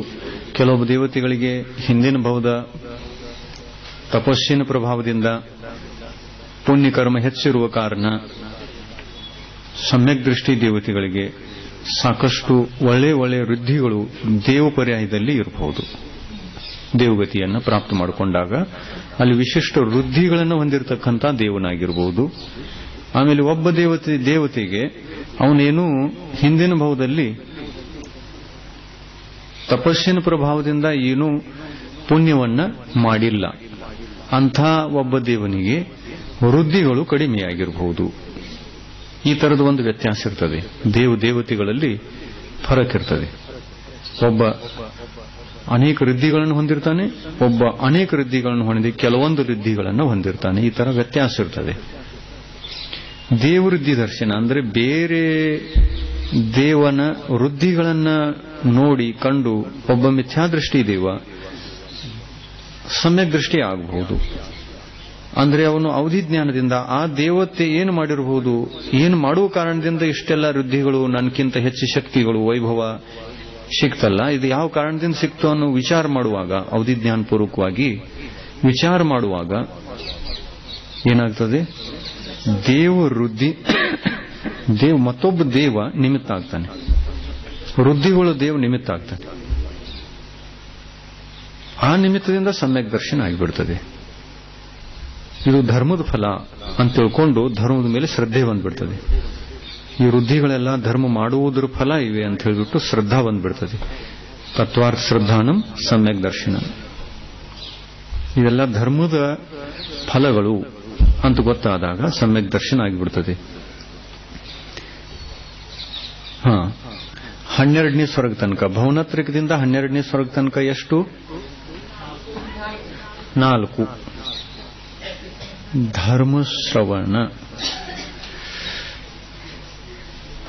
ಧರ್ಮಶ್ರವಣ ಯಾವ ತರ?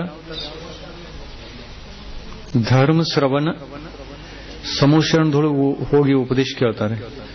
ಆಮೇಲೆ ಸ್ವರ್ಗದಲ್ಲಿ ಯಾವಾಗಲೂ ಸ್ವಾಧ್ಯಾಯ ನಡೀತದೆ, ಯಾವಾಗಲೂ ದೇವತೆಗಳು ಕೂತ್ಕೊಂಡಿರ್ತಾರೆ, ಯಾವಾಗಲೂ ಸ್ವಾಧ್ಯಾಯ ನಡೀತಾನೆ ಇರ್ತದೆ 24 ಗಂಟೆ ಅಲ್ಲಿ। ಸ್ವಾಧ್ಯಾಯ ಬಿಟ್ರೆ ಮತ್ತೊಂದು ಕೆಲಸ ಇಲ್ಲ ಅಲ್ಲಿ। ಹೊಲಕ್ಕೆ ಹೋಗೋದ, ಸೋಮವಾರ ಬಂತು ಸಂತ್ಯಾಗ ಹೋಗೋದ, ಇಂಥದ್ದು ಏನೇನು ಕೆಲಸ ಇಲ್ಲ ಅಲ್ಲಿ।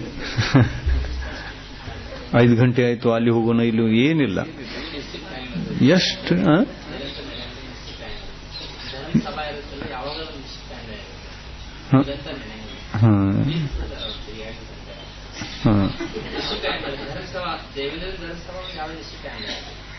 ನೀವೇನು ನೋಡಿ ಬಂದಿರಲ್ಲಿ? ಏನ್ ಜಾತಿ ಅವಧಿ ಜ್ಞಾನ ಹಚ್ಚಿ ನೋಡಕಿದ್ದೀರು?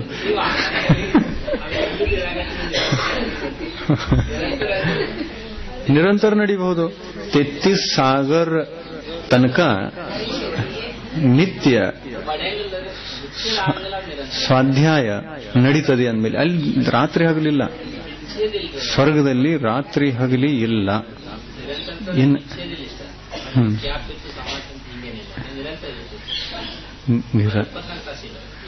ನಿರಂತರ ಅಲ್ಲಿ ಮತ್ತೊಂದು ಕೆಲಸ ಏನಿದೆ?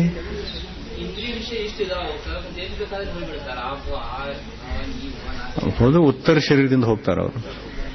ಮೂಲ ಶರೀರ ಅಲ್ಲೇ ಇರ್ತದೆ. ಸ್ವಾಧ್ಯಾಯ ಮಾಡಲಿಕ್ಕೆ ನೋಡಿ 2 ಪ್ರಕಾರದ ಕೆಲಸ ಆಗಬಹುದು. ದೇವ ಅಲ್ಲಿಯೂ ಇದ್ದಾನೆ, ಇಲ್ಲಿಯೂ ಇದ್ದಾನೆ. ಅದಕ್ಕಂತ ಆಹಾರ ತಗೊಳ್ಳೋದು ಬೇಡ ಅಂತಂದಿದಾರಲ್ಲ. ಯಾಕ ದೇವ ತನ್ನ ಮೂಲ ಶರೀರದಿಂದ ಎದರೊಳಗೂ ಮಸ್ತ್ ಇರಬಹುದು,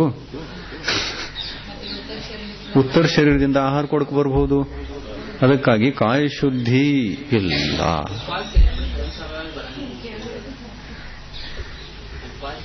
ಆ ತರ ಎಲ್ಲಿ ಕಥನ ಬಂದಿತ್ತು ಹೇಳ್ರಿ ನೋಡುನು. ಇದ ಅನುಮಾನ ಮಾಡ್ರಲ್ಲ ಇಲ್ಲಿ. ಅನುಮಾನ ಯಾವ ತರದಿಂದ ಹೇಳಕಿದ್ದೀರಿ ನೀವು? ಯಾವ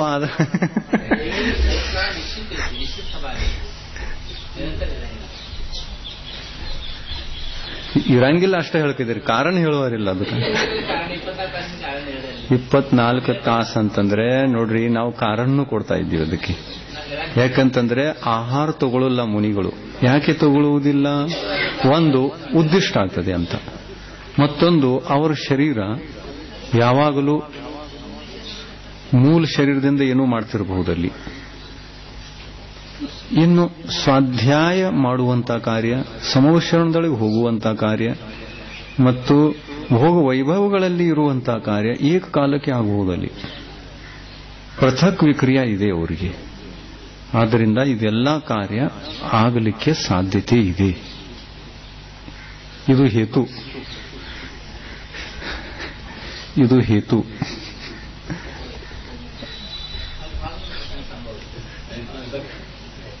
ನಿರಂತರ ನಡೆಯಲಿಕ್ಕೆ ಸಾಧ್ಯ ಇಲ್ಲ ಅನ್ನುವುದಕ್ಕೆ ಯಾವುದು ಹೇತು ಕೊಡ್ಲಿಲ್ಲಲ್ಲ.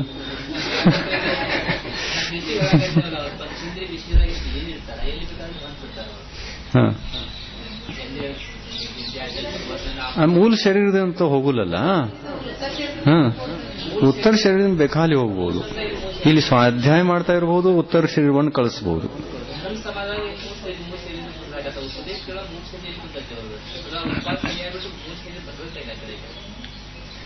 ಮೂಲ ಶರೀರದಿಂದ ಪೃಥಕ್ ವಿಕ್ರಿಯೆ ಮಾಡಿಕೊಂಡು ಬೇಕಾದಷ್ಟು ಕೆಲಸಗಳನ್ನು ಮಾಡಬಹುದು. ಒಂದು ಸಮವಶರಣಕ್ಕೆ ಹೋಗುವ ಜಾಗದಲ್ಲಿ ಅನೇಕ ಸಮವಶರಣಕ್ಕೆ ದೇವು ಹೋಗಬಹುದು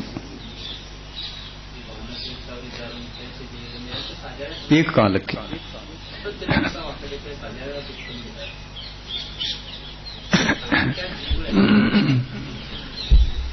ಹೇತು ಸರಿಯಾಗಿಲ್ಲ.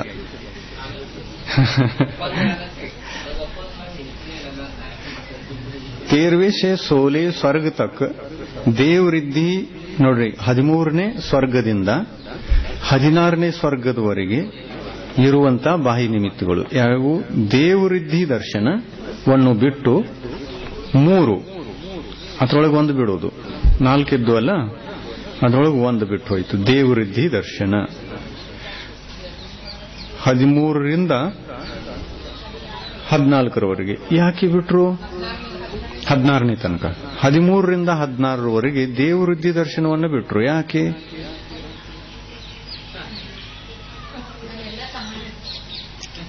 ಅಲ್ಲ, 12ನೇ ಸ್ವರ್ಗದವರೆಗೆ ಮಿಥ್ಯಾದೃಷ್ಟಿ ಜೀವಿಗಳು ಜನ್ಮ ತಾಳುತ್ತಾರೆ. ಮುಂದೆ ಜನ್ಮ ತಾಳುವಂತವರು ಮುನಿಗಳಾಗಿರಬೇಕು. ಸಮ್ಯಕ್ ದೃಷ್ಟಿ ದ್ರವ್ಯಲಿಂಗಿ ಮುನಿಗಳಾಗಿರಬಹುದು, ಮಿಥ್ಯಾತು ಸಹಿತ ಜನ್ಮ ತಾಳುವಂತವರು. ಆದರೆ 16ನೇ ಸ್ವರ್ಗದವರೆಗೆ ಯಾವ ಮಿಥ್ಯಾದೃಷ್ಟಿ ಗೃಹಸ್ಥ ತಿರ್ಯಂಚ ಯಾವ ಕೂಡ ಜನ್ಮ ತಾಳುವುದಿಲ್ಲ. 12ನೇ ಗುಣಸ್ಥಾನಲ್ಲ 12ನೇ ಸ್ವರ್ಗದವರೆಗೆ ಜನ್ಮ ತಾಳಬಹುದು. ಬಂದಿತ್ತಲ್ಲ ಜೀವ ಸಿದ್ಧಾಂತ ಚರ್ಚೆ.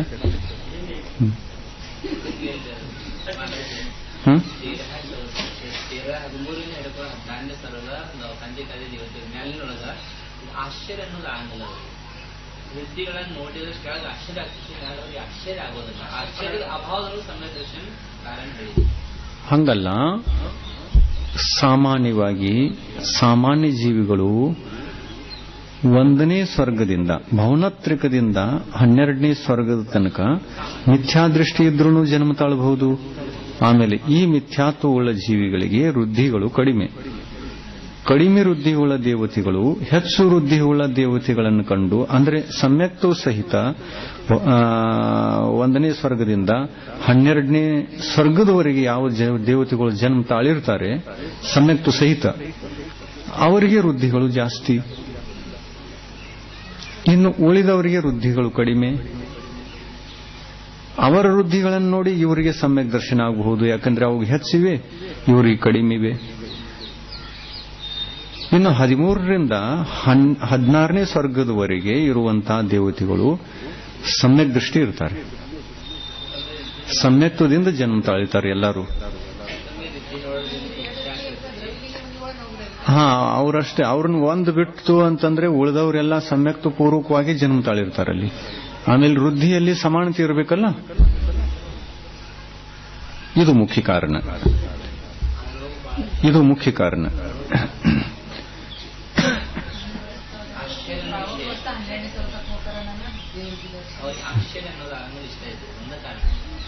ಹಂಗಲ್ಲ, ಆಶ್ಚರ್ಯ ಆಗದೇ ಇರುವುದಕ್ಕೆ ಕಾರಣ ಏನು? ಸಮ್ಯಕ್ತು ಸಹಿತ ಹುಟ್ಟುವಂತಹ ದೇವತೆಗಳಿಗೆ ವೃದ್ಧಿ ಇದ್ದೇ ಇರ್ತವೆ ಅನ್ನೋದು ನಿಯಮ ಇದೆಯಲ್ಲ, ಅದಕ್ಕಾಗಿ ಆಶ್ಚರ್ಯ ಆಗೋದಿಲ್ಲ. ಅಷ್ಟಿದ್ದಿರಬಹುದು. ಆದರೆ ಮಿಥ್ಯಾದೃಷ್ಟಿ ಜೀವ ಜನ್ಮ ತಾಳಿದ ನಂತರ ಅದಕ್ಕೂ ಸ್ವಲ್ಪನೂ ವೃದ್ಧಿಗಳು ಇರೋಲ್ಲ. ಬಹಳ ದೀನ ದೃಷ್ಟಿಯಿಂದ ನೋಡಕ್ ಶುರು ಮಾಡ್ತೈತೆ ಅದು. ಅವರಿಗೆ ಇಷ್ಟ ಯಾಕೆ, ನನಗೆ ಇಷ್ಟ ಯಾಕೆ ಅಂತಕ್ಕಂಥ ವಿಚಾರ ಬರ್ತಾವ ಇಲ್ಲಿ. ಆದರೆ ಸಮ್ಯಕ್ ದೃಷ್ಟಿಯೊಳಗೆ ವಿಚಾರ ಇದು ಬರೋಲ್ಲ. ಸಮ್ಯಕ್ ದೃಷ್ಟಿಯೊಳಗೆ ಕಡಿಮೆ ಇದ್ರೂ ಕೂಡ ಸಮ್ಯಕ್ ದೃಷ್ಟಿಗೆ ನನಗೆ ಕಡಿಮೆ ಅವನಿಗೆ ಹೆಚ್ಚಿವೆ ಅನ್ನುವಂಥದ್ದು ವಿಚಾರ ಇಲ್ಲ. ಯಾಕೆಂದ್ರೆ ಸಮ್ಯಕ್ ದೃಷ್ಟಿ ಜೀವ ಜ್ಞಾನಿ, ವಿವೇಕಿ, ದೀನಹೀನ ಪರಿಣಾಮಗಳನ್ನು ಹೊಂದಲ್ಲದು. ಅದಕ್ಕೆ ದೀನಹೀನ ಪರಿಣಾಮಗಳನ್ನು ಹೊಂದಿ ಏನು ಸಮ್ಯಕ್ತು ಮತ್ತೆ ಪಡಿಬೇಕಾಗಿದೆ ಅಂತದೇನಿಲ್ಲ. ಸಂತೋಷ ವೃತ್ತಿದಿಂದ ಇರ್ತಾವೆ ಸಮ್ಯಕ್ ದೃಷ್ಟಿ ಜೀವಿಗಳು. ಅದಕ್ಕೆ 13ನೇ ಸ್ವರ್ಗದಿಂದ 16ನೇ ಸ್ವರ್ಗದವರೆಗೆ ಹುಟ್ಟುವಂತಹ ಜೀವಗಳು ಸಮ್ಯಕ್ ದೃಷ್ಟಿ ನಿಯಮದಿಂದ ಇರ್ತಾರೆ. ಮತ್ತು ಆ ಒಂದು ಸಮ್ಯಕ್ತು ಇರುವ ಕಾರಣ ಅವರಿಗೆ ಅಂದ್ರೆ ಅಲ್ಲಿ ಆಶ್ಚರ್ಯಪಡುವಂತ ವಿಷಯ ಇಲ್ಲ. ಈ ದೇವನಿಗೆ ಹೆಚ್ಚಿವೆ, ನನಗೆ ಕಮ್ಮಿ ಇವೆ. ಕೇವಲ ಆಶ್ಚರ್ಯಪಡುವಂಥದ್ದಿಲ್ಲ ಅಂತಂದ್ರೆ ಯಾರಿಗೆ ಗೊತ್ತಾಗೋದ? ಸಮ್ಯಕ್ ದರ್ಶನ ಎಲ್ಲಾರ ಹತ್ತಿರ ಇದೆ, ಆದ್ರಿಂದ ಆಶ್ಚರ್ಯ ಇಲ್ಲ. ಈಗ ತೀರಾ ಹೇಳ್ರಲ್ಲ ಕ್ಲಿಯರ್ ಕಟ್.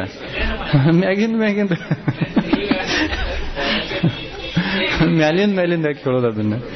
ಯಾಕೆ ಆಶ್ಚರ್ಯವಾಗುವುದಿಲ್ಲ ಇದನ್ನೂ ಹೇಳ್ರಲ್ಲ ಕಾರಣ. ನಾವು ಜಡ ಸಹಿತ ಹೇಳಕ್ಕಿದೀವಿ, ನೀವು ಮ್ಯಾಗಿಂದ ಹೇಳಕ್ಕಿದೀವಿ.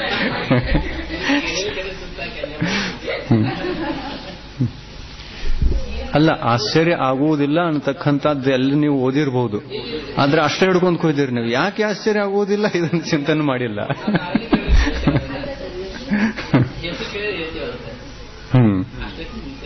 ನಡ್ರಿ ಸಾಕು, ಒಂಥರ ಕಾಲ್ ಕಳಿಬೇಡ್ರಿ, ಇನ್ನ ಟೈಮ್.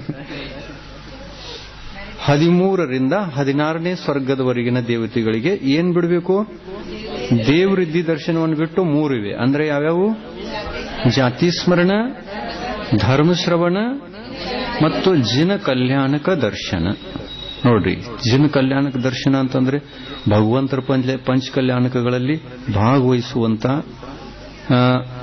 ಯೋಗ್ಯತೆ, ಪಾತ್ರತೆ ಎಷ್ಟು ಸ್ವರ್ಗದವರೆಗಿನ ದೇವತೆಗಳಿಗಿದೆ? ಭವನತ್ರಕದಿಂದ ಹಿಡ್ಕೊಂಡು 16ನೇ ಸ್ವರ್ಗ ತನಕ 16ನೇ ಸ್ವರ್ಗದವರೆಗಿನ ದೇವತೆಗಳು ಬರಬಹುದು. ಜಿನೇಂದ್ರ ಭಗವಂತರ ಜನ್ಮ ಕಲ್ಯಾಣ, ಗರ್ಭ ಕಲ್ಯಾಣ, ದೀಕ್ಷಾ ಕಲ್ಯಾಣ, ಕೇವಲ ಜ್ಞಾನ ಕಲ್ಯಾಣ, ನಿರ್ವಾಣ ಕಲ್ಯಾಣ ಇದುಗಳು ಭಾಗವಹಿಸಬಹುದು ಅವರು.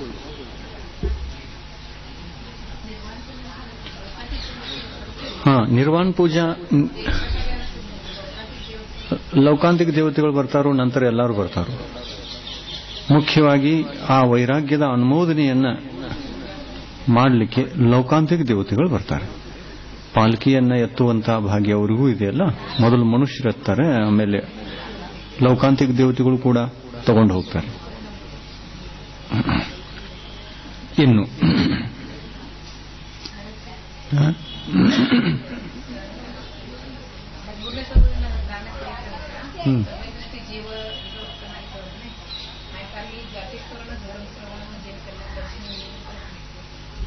ಯಾವ ಸ್ವರ್ಗದಾಗ? 13ರಿಂದ 16ರವರೆಗೆ.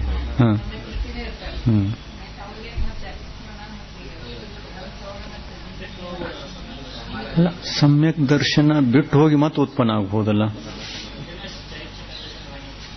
ಬಿಟ್ಟು ಹೋಗಿ ಮತ್ತೆ ಉತ್ಪನ್ನ ಆಗ್ಬೋದು. ಉತ್ಪನ್ನ ಆಯಿತು ಅಂತಂದ್ರೆ ಮತ್ತೆ ವೃದ್ಧಿಗಳು ಯಥಾವತ್ತಾಗಿರಬಹುದು. ಸಮ್ಯಕ್ತದ ಜೊತೆಯಲ್ಲಿ ವೃದ್ಧಿಗಳು ಇರಲಿಕ್ಕೆ ಸಾಧ್ಯ ಇದೆ, ವಿಶೇಷ. ಮಿಥ್ಯಾತ್ವದ ಜೊತೆಯಲ್ಲಿ ವೃದ್ಧಿಗಳು ವಿಶೇಷವಾಗಿರಲಿಕ್ಕೆ ಸಾಧ್ಯ ಇಲ್ಲ.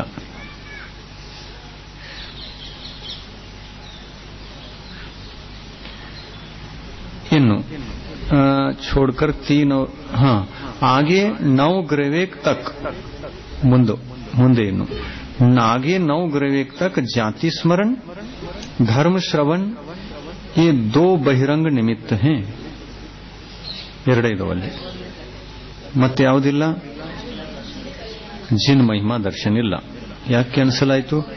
ಸಮೋರ್ಷಣದೊಳಗೆ 9ನೇ ಗ್ರಹವೇಕದ ದೇವತೆಗಳು ಬರುವುದಿಲ್ಲ.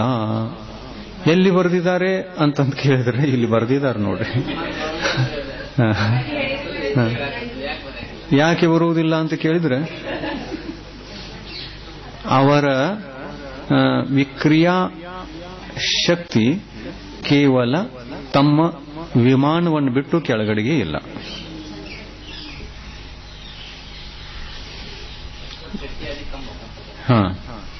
ಗಮನ, ಅವರ ಗಮನ ತಮ್ಮ ವಿಮಾನವನ್ನು ಬಿಟ್ಟು ಕೆಳಗಡೆಗೆ ಇಲ್ಲ.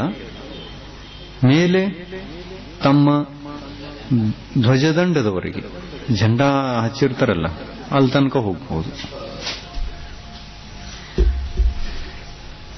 ಈ ಒಂದು ಕೆಲವೊಂದು ಪ್ರಾಕೃತಿಕ ನಿಸರ್ಗ ನಿಯಮಗಳಿವೆ. ಇವುಗಳಿಗೆ ಯಾಕೆ ಬರುವುದಿಲ್ಲ ಅಂತ ಕೇಳುವಂತ ಅವಶ್ಯಕತೆ ಏನು ಇಲ್ಲ. ಯಾಕೆ ಬರುವುದಿಲ್ಲ ಅನ್ನುವುದಕ್ಕೆ ಇದೊಂದು ಹೇತು ಕೊಡಬಹುದು. 9ನೇ ಗ್ರಹವೇಕದ ದೇವತೆಗಳಿಗೆ ಯಾಕೆಂದರೆ ಆಗಮದಲ್ಲಿ ಜಿನ್ಮಹಿಮಾ ದರ್ಶನವನ್ನು ಹೇಳಿಲ್ಲ, ಆದ್ದರಿಂದ ಅವರು ಬರುವುದೇ ಇಲ್ಲ.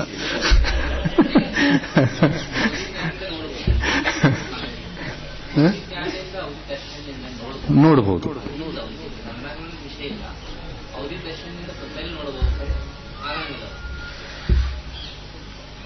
ग्रहवेक के ऊपर सम्यक दृष्टि ही उत्पन्न होते हैं. नव अनुदिश ಮತ್ತು ಪಂಚ ಅನುತ್ತರ ವಿಮಾನಗಳಲ್ಲಿ ಸಮ್ಯಕ್ ದೃಷ್ಟಿ ಜೀವಗಳೇ ಉತ್ಪನ್ನ ಆಗುವುದು. ಅದು ಯಾರು? ಅದರಲ್ಲಿಯೂ ಯಾರು ಉತ್ಪನ್ನ ಆಗೋದು? ಸಂಯಮಿ ಭಾವಲಿಂಗಿ ಮುನಿಗಳು ಮಾತ್ರ ಉತ್ಪನ್ನ ಆಗೋದು. ಭಾವಲಿಂಗಿ ಮುನಿಗಳಿಗೆ ಮಾತ್ರ ಪ್ರವೇಶ ಇದೆ. ಎಲ್ಲಿ? 9 ನವ ಅನುವಿಷ ಪಂಚ ಅನುತ್ತರ ವಿಮಾನಗಳಲ್ಲಿ.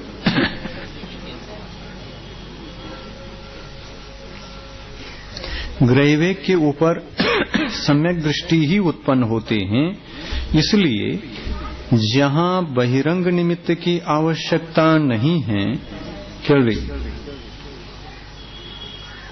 इसलिए वहां बहिरंग निमित्त की आवश्यकता नहीं है. ಎಲ್ಲಿ ತನಕ ಮಿಥ್ಯಾ ದೃಷ್ಟಿ ಜೀವಿಗಳಿವೆ ಅವರಿಗೆ ಬಹಿರಂಗ ನಿಮಿತ್ತ ಬೇಕು. ಇನ್ನು 9 ಗ್ರಹವೇಕ ಪಂಚ ಅನುತ್ತರ ವಿಮಾನಗಳಲ್ಲಿ ಮಿಥ್ಯಾ ದೃಷ್ಟಿ ಜೀವಿಗಳೇ ಇಲ್ಲ ಅಂದಮೇಲೆ ಈ ನಿಮಿತ್ತದ ಕಥನ ಮಾಡಿದರೆ ಪ್ರಯೋಜನ ಏನಿದೆ? ಇನ್ನು ಕ್ಷಯೋಕ್ಷಂ ಸಮ್ಯಕ್ ಇದ್ರೂ ಕೂಡ ನೋಡಿ ಮತ್ತೊಂದು ವಿಷಯ. ಕ್ಷಯೋಕ್ಷಂ ಸಮ್ಯಕ್ ದೃಷ್ಟಿ ಇದ್ರೂ ಕೂಡ ಮತ್ತು ಪ್ರಥಮೋಕ್ಷಂ ಸಮ್ಯಕ್ ದೃಷ್ಟಿ ಇದ್ರೂ ಕೂಡ ಅಲ್ಲಿ ಏನಿಲ್ಲ, ಚ್ಯುತಿ ಇಲ್ಲ. ಸಮ್ಯಕ್ ದರ್ಶನದಿಂದ ಚ್ಯುತಿ ಇಲ್ಲ. ಇನ್ನು ಆ ಒಂದು ನವ ಅನುದಿಶಗಳಲ್ಲಿ ಪಂಚ ಅನುತ್ತರ ಎಷ್ಟು ಪ್ರಕಾರದ ಸಮ್ಯಕ್ತಗಳಿವೆ? ಯಾವ?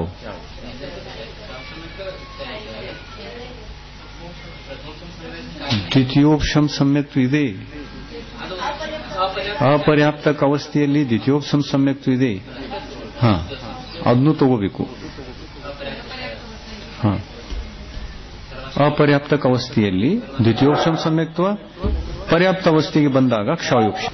ಇನ್ನು ಅಂತಿಮ 2 ವಾಕ್ಯಗಳು इस संदर्भ में सर्वार्थ सिद्धि का निर्देश स्वामित्व आदि सूत्र तथा धौला पुस्तक नंबर 6 प्रश्न नंबर 420 आदि का प्रकरण द्रष्टव्य है. ಅಲ್ಲಿ ನೋಡಬಹುದು. ಇದನ್ನು ಇನ್ನು ಡಿಟೇಲ್ ಆಗಿ ಕಾರಣ ಸಹಿತ ಕೊಟ್ಟಿದ್ದಾರೆ. ಅಲ್ಲಿ ಯಾಕೆ ಇರುವುದಿಲ್ಲ, ಯಾಕಿದೆ, ಇಂಥ ಕಾರಣ ಬಹಿರಂಗ ಕಾರಣ ಇಲ್ಲಿ ಯಾಕೆ ಇಲ್ಲ, ಯಾಕಿದೆ ಅನ್ನೋದು ಡಿಟೇಲ್ ಧೌಲಾ ಪುಸ್ತಕ ನಂಬರ್ 6ದಲ್ಲಿ ಇದೆ. ಇನ್ನು ಸಮ್ಯಕ್ ದರ್ಶನದ ಭೇದಗಳು. सम्यक दर्शन का भेद. उत्पत्ति की अपेक्षा सम्यक दर्शन के निसर्गज और अधिगमज के भेद से दो भेद हैं. जो पूर्व संस्कारों की प्रबलता से परोपदेश के बिना हो जाता है वह निसर्गज सम्यक दर्शन कहलाता है.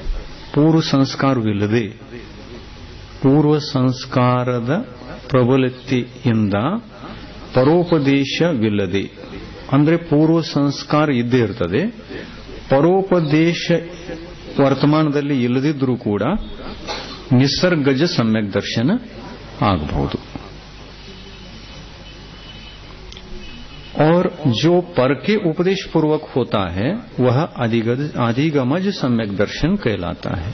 ಪರೋಪದೇಶದಿಂದ ಧರ್ಮ ಶ್ರವಣದಿಂದ ಆಗುವಂತಹ ಸಮ್ಯಕ್ ದರ್ಶನ ಅಧಿಗಮಜ ಸಮ್ಯಕ್ ದರ್ಶನ.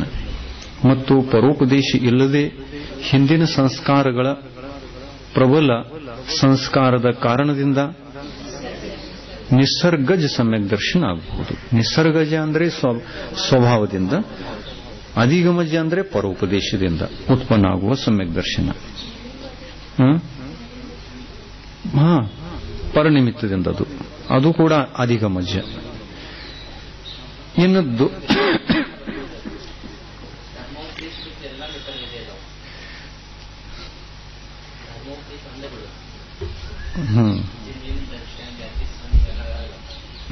नोडों नदन. इन दोनों भेदों में अंतरंग कारण 7 प्रकृतियों का उपशम आदिक समान होता है, मात्र बाह्य कारण की अपेक्षा से 2 भेद होते हैं. ಎರಡೂ ಪ್ರಕಾರದ ಸಮ್ಯಕ್ ದರ್ಶನಗಳಲ್ಲಿ ಅಂದರೆ ನಿಸರ್ಗಜ ಮತ್ತು ಅಧಿಗಮಜ ಎರಡೂ ಪ್ರಕಾರದ ಸಮ್ಯಕ್ ದರ್ಶನಗಳಲ್ಲಿ ಅಂತರಂಗ ಕಾರಣ ಅಂತಕ್ಕಂಥದ್ದು 7 ಪ್ರಕೃತಿಗಳ ಉಪಶಮ ಮೊದಲಾದ ಈ ಕಾರಣಗಳು ಸಮಾನವಾಗಿವೆ. ಅಂದ್ರೆ ಅಲ್ಲೂ ಕೂಡ ಉಪಶಮನ ಆಗಬೇಕು, ಇಲ್ಲೂ ಕೂಡ ಉಪಶಮನ ಆಗದೇ ಹೊರತು ಸಮ್ಯಕ್ ದರ್ಶನ ಅಂತೂ ಆಗುವುದೇ ಇಲ್ಲ. ಅದಕ್ಕಾಗಿ ಅಂತರಂಗ ಕಾರಣ ಸಮಾನವಾಗಿದ್ದರೂ ಕೂಡ ಬಹಿರಂಗ ಕಾರಣಗಳು ಬೇರೆ ಬೇರೆ ಇರಬಹುದು. ಒಂದು ಜಾತಿ ಸ್ಮರಣ, ಒಂದು ಧರ್ಮ ಶ್ರವಣ, ದೇವರಿದ್ದಿ ದರ್ಶನ ಬೇರೆ ಬೇರೆ ಆಗಿರಬಹುದು.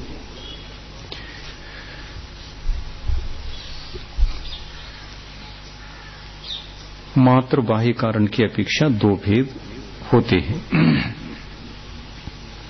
ಈ ಎರಡು ಭೇದಗಳೇನಾಗಿದವಲ್ಲ ನಿಸರ್ಗಜ ಅಧಿಗಮಜ, ಈ ಬಹಿರಂಗ ಕಾರಣಗಳ ಅಪೇಕ್ಷೆಯಿಂದ ಇವೆ 2 ಭೇದ ಇವೆ. ಅಧಿಗಮಜ ಆಗಬೇಕಾದ್ರೂ ಬಹಿರಂಗ ಕಾರಣ ಬೇಕು, ನಿಸರ್ಗಜ ಆಗಬೇಕಾದ್ರೂ ಪೂರ್ವ ಸಂಸ್ಕಾರದಿಂದ ಆಗೋದು, ಅದಕ್ಕೂ ಒಂದು ಬಹಿರಂಗ ಕಾರಣ ಬೇಕು. कर्णानुयोग की पद्धति से सम्यक दर्शन के औपशमिक, क्षायिक, क्षायोपशमिक ये 3 भेद होते हैं. जो 7 प्रकृतियों के उपशम से होता है वह औपशमिक कहलाता है. इसके प्रथमोपशम और द्वितीयोपशम के अपेक्षा से 2 भेद हैं. जो 7 प्रकृतियों के क्षय से होता है उसे क्षायिक कहते हैं, और जो सर्वघाती 6 प्रकृतियों के उदयाभावी क्षय, सदवस्था रूप उपशमन तथा सम्यक प्रकृति नामक देशघाती प्रकृति के उदय से होता है उसे क्षायोपशमिक सम्यक दर्शन कहते हैं या वेदक सम्यक दर्शन कहते हैं. क्षौपशमिक सम्यक दर्शन की 2 ಹೆಸರಿವೆ. ವೇದಕ ಸಮ್ಯಕ್ ದರ್ಶನ, ಕ್ಷೌಪಶಮ ಸಮ್ಯಕ್ ದರ್ಶನ. ಮತ್ತು ಇನ್ನೊಂದು ಕೃತಕೃತ್ಯ ವೇದಕ ಅಂತಿದೆ. ವೇದಕದಲ್ಲಿ ಕೃತಕೃತ್ಯ ವೇದಕ ಅಂತಂದ್ರೆ ಯಾವುದದು?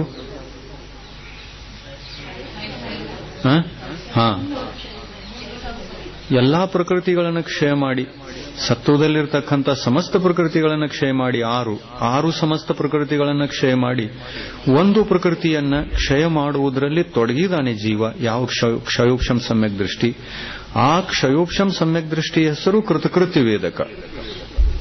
ಕೃತಕೃತ್ಯ ಅಂದರೆ ಮಾಡುವ ಕಾರ್ಯವನ್ನೆಲ್ಲ ಕೃತಕೃತ್ಯ ಮಾಡಿ ಮುಗಿಸಿದಾನೆ. ಇನ್ನು ಕೇವಲ ಅಂತರ್ಮುಹೂರ್ತದಲ್ಲಿ ಮಾಡಿ ಮುಗಿಸಿದ ಅಂತಂದ್ರೆ ಕ್ಷಾಯಿಕ ಸಮ್ಯಕ್ ದರ್ಶನ ಆಗೋದಿದೆ. ಕೇವಲ ಅಂತರ್ಮುಹೂರ್ತದೊಳಗೆ ಯಾರಿಗೆ ಕ್ಷಾಯಿಕ ಸಮ್ಯಕ್ ದರ್ಶನ ನಿಯಮದಿಂದ ಆಗೋದಿದೆ ಅಂಥ ಜೀವಿಗೆ ಮಾತ್ರ ಕೃತಕೃತ್ಯ ವೇದಕ ಸಮ್ಯಕ್ ದೃಷ್ಟಿ ಅಂತ ಅನ್ಬೇಕು.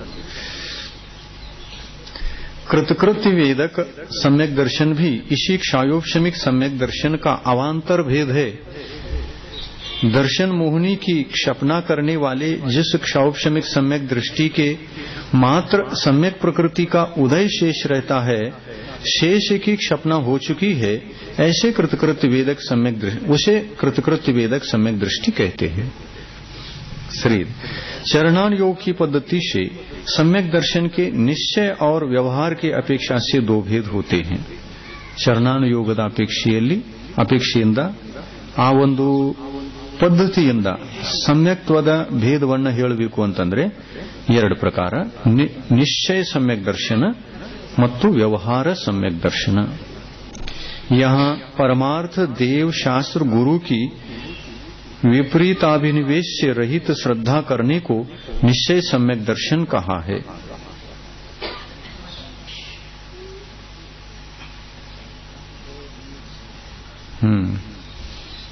ಇದೊಂದು ತರ ಅಂದ್ರೆ ನಿಶ್ಚಯ ಸಮ್ಯಕ್ ದರ್ಶನ, ವ್ಯವಹಾರ ಸಮ್ಯಕ್ ದರ್ಶನ ಅಂತಕ್ಕಂಥದ್ದು ದ್ರವ್ಯಾನುಯೋಗದ ಅಪೇಕ್ಷೆಯಿಂದ ಇದೆ. ಆದರೂ ಕೂಡ ಇಲ್ಲಿಯೂ ಪ್ರಯೋಗ ಮಾಡಿರಬಹುದು ಗ್ರಂಥಗಳಲ್ಲಿ. ಅಂದ್ರೆ ದೇವಶಾಸ್ತ್ರ ಗುರುಗಳ ಶ್ರದ್ಧೆ ಹೇಗಿರಬೇಕು ಅಂತಂದ್ರೆ ವಿಪರೀತಾಭಿನಿವೇಶದಿಂದ ರಹಿತಿರಬೇಕು. ಅಂದ್ರೆ ಸಂಶಯಾದಿ ದೋಷಗಳಿಂದ ರಹಿತಿರಬೇಕು. ಇದನ್ನು ನಿಶ್ಚಯ सम्यक दर्शन ಅಂತ ಹೇಳಿದರು. और उस सम्यक दृष्टि की 25 दोषों से रहित जो प्रवृत्ति है उसे व्यवहार सम्यक दर्शन कहा जाता है. हाँ, ये धारणा ये कहीं पढ़ने को अभी तक नहीं मिली. हाँ, करना ये ಸ್ವಲ್ಪ ಹೊಸದಿದೆ. ಹೊಸದಿದೆ ಇದು. ಅವ್ರ ಪದ್ಧತಿಯಿಂದ ಅವ್ರು ಹೇಳಿದ್ದಾರೆ. शंकादिक 8 दोष, 8 मद, 6 अनायतन, 3 मूर्ताएं, ये व्यवहार सम्यक दर्शन के 25 दोष कहलाते हैं. मूढ़त्रयम ಇದರಲ್ಲಿ सोमदेव सूरी उपासकाध्ययन का इन्होंने टिप्पणी दिया है. क्या कहते हैं वो? मूढ़त्रयम मदाश्चाष्टौ तथा अनायतनानि षट् अष्टौ शंकादयश्चेति दृग्दोषाः पंचविंशति. ಇಲ್ಲಿ ವ್ಯವಹಾರ ಅಂತ ಬರಲಿಲ್ಲಲ್ಲ, ದೃಗ್ದೋಷ पंचविंशति ಮುಂದೆ ಬರ್ತದೆ ನೋಡೋಣ.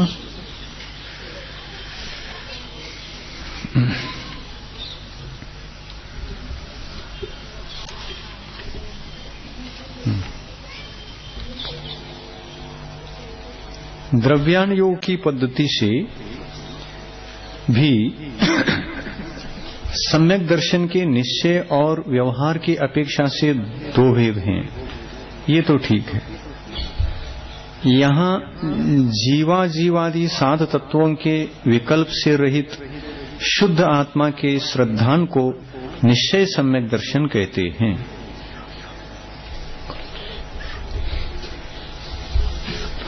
कि श्रद्धान को निश्चय सम्यक दर्शन कहते हैं. और 7 तत्वों के विकल्प से सहित श्रद्धान को व्यवहार सम्यक दर्शन कहते हैं. ಇದು ಸರಿ ಇದೆ.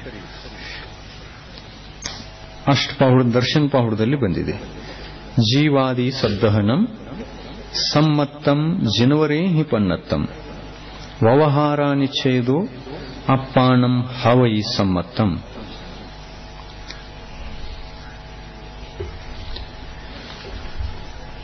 ಜಿನೇಂದ್ರ ಭಗವಂತರು ಯಾವ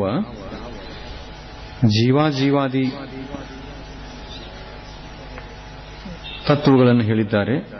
ಆ ತತ್ವಗಳ ಮೇಲಿನ ಸಮ್ಯಕ್ ಶ್ರದ್ಧೆ, ಅದೇ ಸಮ್ಯಕ್ ದರ್ಶನ. ಆ ಸಮ್ಯಕ್ ದರ್ಶನ ವ್ಯವಹಾರ ರೂಪವೂ ಇದೆ ಮತ್ತು ನಿಶ್ಚಯ ರೂಪವೂ ಇದೆ ಅನ್ನೋದನ್ನ ಹೇಳ್ತಾರೆ. अध्यात्म में वीतराग सम्यक दर्शन और सराग सम्यक दर्शन के भेद से दो भेद होते हैं. यहाँ आत्मा की विशुद्धि मात्र को वीतराग सम्यक दर्शन कहा है और प्रशम, संवेग, अनुकंपा, आस्तिक्य इन 4 गुणों की अभिव्यक्ति को सराग सम्यक दर्शन कहा है. ವ್ಯವಹಾರ ಸಮ್ಯಕ್ ದರ್ಶನವೇ ಸರಾಗ್ ಸಮ್ಯಕ್ ದರ್ಶನ ಮತ್ತು ವೀತರಾಗ್ ಸಮ್ಯಕ್ ದರ್ಶನವೇ ನಿಶ್ಚಯ ಸಮ್ಯಕ್ ದರ್ಶನ. ಯಾವುದು ವೀತರಾಗವಿದೆಯೋ ಅದು ನಿಶ್ಚಯ, ಯಾವುದು ವ್ಯವಹಾರವಿದೆಯೋ ಅದು ಸರಾಗ್ ಸಮ್ಯಕ್ತ್ವ. ಸರಾಗ್ ಯಾಕೆ ಅಂತಂದ್ರೆ ಅಲ್ಲಿ ಭೇದ ಇದೆ, ವಿಕಲ್ಪ ಇದೆ. ಅಲ್ಲಿ ವಿಕಲ್ಪಗಳಿರುವುದರಿಂದ ಸವಿಕಲ್ಪ ಅವಸ್ಥೆಯಲ್ಲಿ, ಪ್ರವೃತ್ತಿ ಸಹಿತ ಅವಸ್ಥೆಯಲ್ಲಿ ಮುನಿಗಳಿಗೆ ಇರತಕ್ಕಂತಹ ಸಮ್ಯಕ್ ದರ್ಶನಕ್ಕೆ ಸರಾಗ್ ಅನ್ನಬೇಕು, ಇಲ್ಲ ಅಂತಂದ್ರೆ ವ್ಯವಹಾರ ಅನ್ನಬೇಕು. ವ್ಯವಹಾರ ಮತ್ತು ಸರಾಗ ಎಲ್ಲ ಒಂದೇ ಅರ್ಥ. ನಿಶ್ಚಯ ಮತ್ತು ವೀತರಾಗ ಇವು ಎಲ್ಲ ಒಂದೇ ಅರ್ಥ. ನಿಶ್ಚಯ ಸಮ್ಯಕ್ ದರ್ಶನ, ನಿಶ್ಚಯ ಸಮ್ಯಕ್ ಜ್ಞಾನ, ನಿಶ್ಚಯ ಸಮ್ಯಕ್ ಚಾರಿತ್ರ ಇವು ಶುದ್ಧೋಪಯೋಗದಲ್ಲಿ, ಧ್ಯಾನಾವಸ್ಥೆಯಲ್ಲಿ. ಮತ್ತು ಪ್ರವೃತ್ತಿ ಸಹಿತ ಅವಸ್ಥೆಯಲ್ಲಿ ವ್ಯವಹಾರ ಸಮ್ಯಕ್ ದರ್ಶನ, ಸರಾಗ ಸಮ್ಯಕ್ ದರ್ಶನ. ಉಪದೇಶ ಮಾಡುವಾಗ, ಆಹಾರ ತೆಗೆದುಕೊಳ್ಳುವಾಗ, ವಿಹಾರ ಮಾಡುವಾಗ ಇತ್ಯಾದಿ ಈ ಒಂದು ಪ್ರವೃತ್ತಿ ಅವಸ್ಥೆಯಲ್ಲಿ ಸರಾಗ್ ಸಮ್ಯಕ್ ದರ್ಶನ ಇರ್ತದೆ, ಅಂದರೆ ವ್ಯವಹಾರ ಸಮ್ಯಕ್ ದರ್ಶನ ಇರುತ್ತೆ.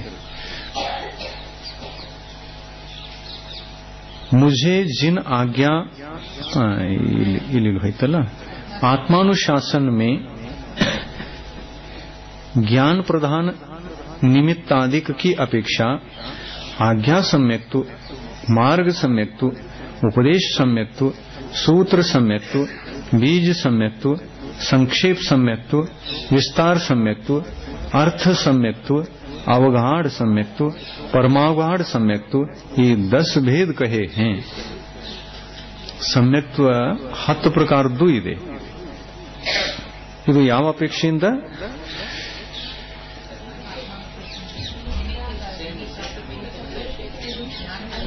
ज्ञान प्रधान निमित्त आदि की अपेक्षा. ज्ञान प्रधान निमित्त आदि की अपेक्षा. ज्ञान प्रधान निमित्त यानी ಸಮ್ಯಕ್ತ್ವವನ್ನು ಪ್ರಾಪ್ತ ಮಾಡಿಕೊಳ್ಳುವಾಗ ಮಾರ್ಗ ನಿಮಿತ್ತ ಆಯಿತು. ಮಾರ್ಗ ಅಂದ್ರೆ ಮೋಕ್ಷ ಮಾರ್ಗ. ಸಮ್ಯಕ್ ದರ್ಶನ, ಸಮ್ಯಕ್ ಜ್ಞಾನ, ಸಮ್ಯಕ್ ಚಾರಿತ್ರಗಳು ಮೋಕ್ಷ ಮಾರ್ಗ.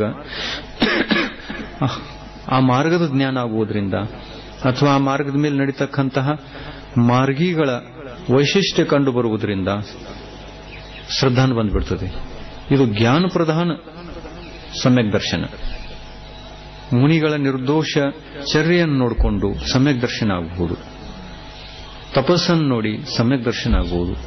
ಅವರ ಜ್ಞಾನಕ್ಕೆ ಮೆಚ್ಚಿಕೊಂಡು ಸಮ್ಯಕ್ ದರ್ಶನ ಆಗಬಹುದು, ಶ್ರದ್ಧಾ ಬರಬಹುದು. ಮಾರ್ಗದ ಆಧಾರದಿಂದ ಸಮ್ಯಕ್ ದರ್ಶನ ಆಗಬಹುದು. ಉಪದೇಶ ಸಮ್ಯಕ್ತ್ವ, ಉಪದೇಶ ನಿಮಿತ್ತ ಆಗಿಬಿಟ್ಟು ಸಮ್ಯಕ್ ದರ್ಶನ ಆಯಿತು ಅಂತಂದ್ರೆ ಅದು ಉಪದೇಶ ಸಮ್ಯಕ್ತ್ವ. ಸೂತ್ರ ಸಮ್ಯಕ್ತ್ವ, ಒಂದು ಸೂತ್ರ ಯಾವುದಾದ್ರೂ ಆಗಮದಲ್ಲಿರತಕ್ಕಂತಹ ವಿಶಿಷ್ಟ ಸೂತ್ರ ನಿಮಿತ್ತ ಆಗಿಬಿಟ್ಟು ಸಮ್ಯಕ್ ದರ್ಶನ ಆಯಿತು ಅಂತಂದ್ರೆ ಅದು ಸೂತ್ರ ಸಮ್ಯಕ್ತ್ವ. ಬೀಜ ಸಮ್ಯಕ್ತ್ವ, ಬೀಜ ಅಂತಂದ್ರೆ ಗಣಿತ. ಗಣಿತ ಶಾಸ್ತ್ರದಲ್ಲಿ ಬಂದಿರತಕ್ಕಂತಹ ಲೌಕಿಕ ಮತ್ತು ಪಾರಲೌಕಿಕ ಗಣಿತ. ಲೌಕಿಕ ಗಣಿತ ಮತ್ತು ಪಾರಲೌಕಿಕ ಗಣಿತಗಳನ್ನ ಮಾಡುವಾಗ ಅವು ಎಷ್ಟು ವಿಶೇಷ ಗಣಿತಗಳನ್ನು ಹೇಳಿದ್ದಾರೆ ಅಂತಂದ್ರೆ ಇವುಗಳನ್ನು ಎಲ್ಲೂ ಹೇಳಿಲ್ಲಲ್ಲ. ಇವು ಕೇವಲ ಧರ್ಮದ ಶಾಸ್ತ್ರಗಳಲ್ಲಿ ಇಂತಹ ಗಣಿತಗಳು ಬಂದಿವೆ ಅಲ್ಲ ಅಂತ ಹೇಳಿಬಿಟ್ಟು ಆ ಗಣಿತ ಸೂತ್ರಗಳನ್ನು ಕಂಡು ಸಮ್ಯಕ್ ದರ್ಶನ ಆಗಬಹುದು. ಇಲ್ಲ, ಅದರ ಅರ್ಥ ಕೊಟ್ಟಿದ್ದಾರೆ ಬೇರೆ ಗ್ರಂಥಗಳಲ್ಲಿ ಇದೆ. ಬೀಜ ಅಂದ್ರೆ ಗಣಿತ ಇದೆಯಲ್ಲ, ಆ ಬೀಜ ಅಂತಂದ್ರೆ ಗಣಿತ ಅಲ್ಲ.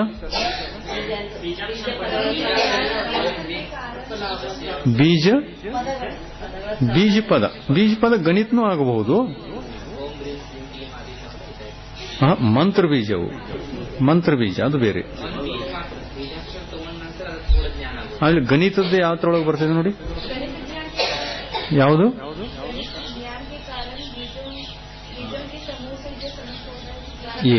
ನೋಡ್ರಲ್ಲ ಆ ತರ ಕೊಟ್ಟಿದಾರಲ್ಲ, ಇದ್ರೊಳಗಿದೆ, ಎಲ್ಲೋದ್ರೂ ಬಂದಿದೆ, ನಾವು ಓದಿದ್ದಿದೆ. ಅದು ಬೀಜ ಸಮೇತ ಇಲ್ಲಿದೆಯಲ್ಲ, ಎಲ್ಲದರದ ಅರ್ಥ ಕೊಟ್ಟಿದ್ದಾರೆ ಮುಂದೆ.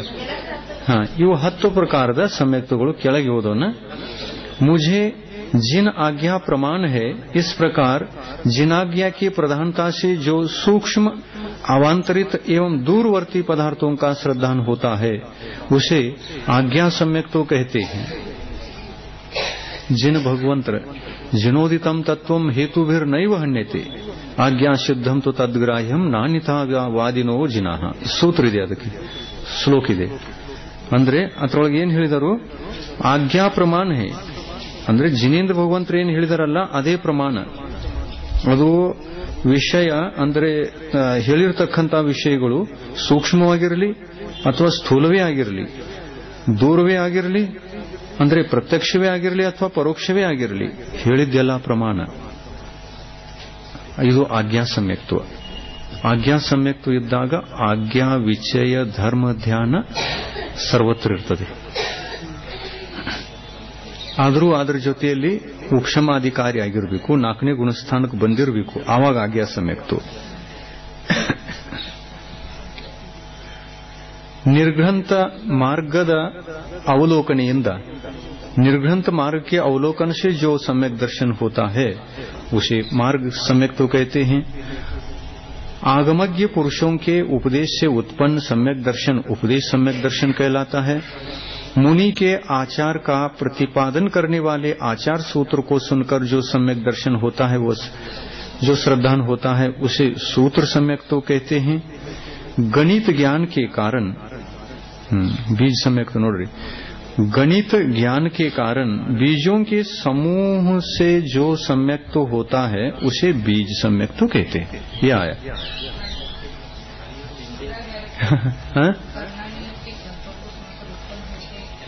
हाँ, कर्णानुयोग क्या है? गणित शास्त्र. कर्ण का मतलब गणित. कर्णानुयोग यानी गणित शास्त्रों को कर्णानुयोग कहते हैं. लोक के प्रतिपादक जितने भी ऊर्ध्वलोक, मध्यलोक, अधोलोक, ये जो सुमेर कर्तन कितना लंबा है, वो कितना ऊंचा है, कितना चौड़ा है, कितना गहरा है, ये सब गणित लगाना पड़ता है उसमें.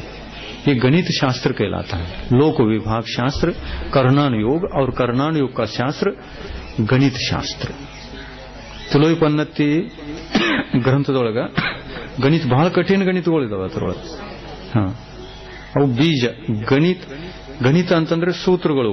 ಸೂತ್ರ ಇಲ್ಲದೆ ಯಾವುದೋ ಗಣಿತ ಮಾಡಕ್ ಬರಲ್ಲ, ಅವೇ ಸೂತ್ರ, गणित सूत्र. पदार्थों के संक्षेप रूप विवेचन को सुनकर जो श्रद्धान होता है उसे संक्षेप सम्यक तो कहते हैं. ಒಂದು ಸ್ವಲ್ಪ ಹೇಳಿದ ತಕ್ಷಣ ಅಷ್ಟರೊಳಗೆ ಅರ್ಥ ಮಾಡಿಕೊಂಡು ಶ್ರದ್ಧಾ ಉತ್ಪನ್ನ ಆಯಿತು. ಬಹಳ ಏನು ಹೇಳಬೇಡ್ರಿ, ಸ್ವಲ್ಪ ಸಿಕ್ಕರೆ ಸಾಕು, ಅಷ್ಟರ ಮೇಲೆ ಶ್ರದ್ಧಾ ಮಾಡ್ಕೊಂಡು ಹೋಗ್ತಾರೆ ಕೆಲವರು. संक्षिप्त सम्यक तो दो. विस्तार रूप जिनवाणी को सुनने से जो श्रद्धान होता है उसे विस्तार सम्यक तो कहते हैं. जैन शास्त्र के वचन बिना किसी अन्य पदार्थ के निमित्त से जो श्रद्धा होती है उसे अर्थ सम्यक तो कहते हैं. श्रुत केवली के तत्व श्रद्धान को अवगाढ़ सम्यक तो कहते हैं. ಅಂದ್ರೆ ಶ್ರುತ ಕೇವಲಿ ಗಳಿಗೆ ಆಗುವಂತ ಸಮ್ಯಕ್ತ ಇದು ಅವಗಾಢ ಸಮ್ಯಕ್ತ್ವ. ಶ್ರುತ ಕೇವಲಿಗಳಿಗಿರುತ್ತದೆ. ತತ್ವ ಶ್ರದ್ಧಾನ ಅವ್ರದ್ದೇನು ಒಂದು ತತ್ವ ಶ್ರದ್ಧಾನ ಇದೆ, ಅದು ಅತ್ಯಂತ ದೃಢ ಇರ್ತದೆ, ಅದು ಅವಗಾಢ ಸಮ್ಯಕ್ತ್ವ. ಶ್ರುತ ಕೇವಲಿಗಳಿಗೆ ಮಾತ್ರ ಇರ್ತದೆ ಅದು. और केवली के तत्व श्रद्धान को परमावगाढ़ सम्यक तो कहते हैं. ಕೇವಲಿ ಭಗವಂತರು 13ನೇ ಗುಣಸ್ಥಾನದಲ್ಲಿ ಏನಿರ್ತದೆ ಸಮ್ಯಕ್ತ್ವ, ಅದು ಪರಮಾವಗಾಢ. ನೋಡಿ, ಪರಮಾವಗಾಢ ಸಮ್ಯಕ್ತ್ವ ಅಂತಂದ್ರೆ ಅದು ನಿಯಮದಿಂದ ಕ್ಷಾಯಿಕ ಸಮ್ಯಕ್ತ್ವ, ಮತ್ತು ಅವಗಾಢ ಸಮ್ಯಕ್ತ್ವ ಅಂತಂದ್ರೆ ಅದು ಕ್ಷಾಯಿಕನೂ ಆಗಿರಬಹುದು, ಕ್ಷೌಕ್ಷಮ್ನೂ ಆಗಿರಬಹುದು, ದ್ವಿತೀಯೋಪಶಮನೂ ಆಗಿರಬಹುದು.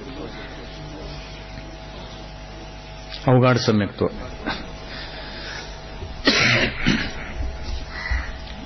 इन 10 भेदों में प्रारंभ के 8 भेद कारण के अपेक्षा और अंत के 2 भेद ज्ञान के सहकारी पने की अपेक्षा किए गए हैं।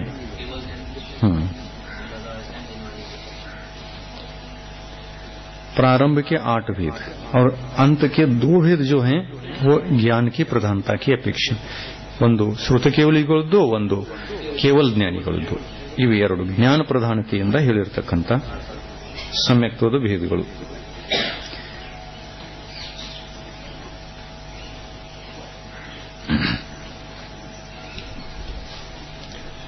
इस प्रकार शब्दों की अपेक्षा संख्यात, श्रद्धान करने वालों की अपेक्षा असंख्यात और श्रद्धान करने योग्य पदार्थों की अपेक्षा से सम्यक दर्शन के अनंत भेद होते हैं. 4 भेद अल्ल, संख्यात, असंख्यात, अनंत भेद भी सम्यक दर्शन के होते हैं. अधेंगा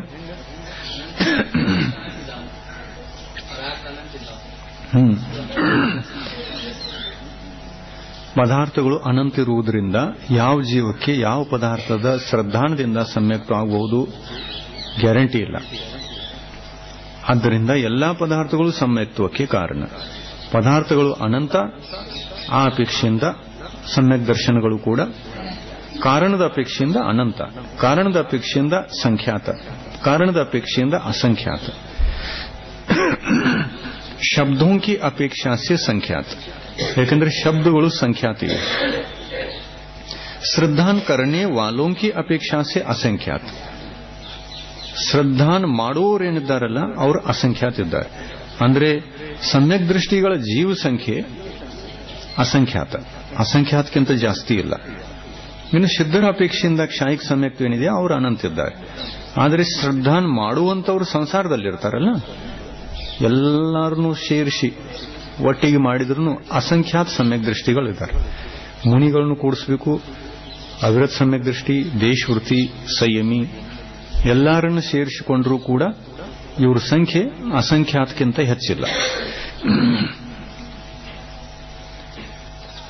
सम्यक दर्शन का निर्देश आदि की अपेक्षा से वर्णन. ಬೆಳಗ್ಗೆ ಮುಗಿಸೋಣ. ಇಷ್ಟೇ ನಿರ್ದೇಶ ಸ್ವಾಮಿತ್ವ ಅಂಗದೇನು ಬೇಕಾಗಿಲ್ಲ, ಇದು ಒಂದೇ ಇಲ್ಲ. 2 पेज ಇದು. सम्यक दर्शन के अन्य गुणों की चर्चा, सम्यक दर्शन और स्वानुभूति ಇದು ಬೇಕಾಗಿಲ್ಲ. सम्यक दर्शन को घातने वाली प्रकृतियों की अंतर्दशा,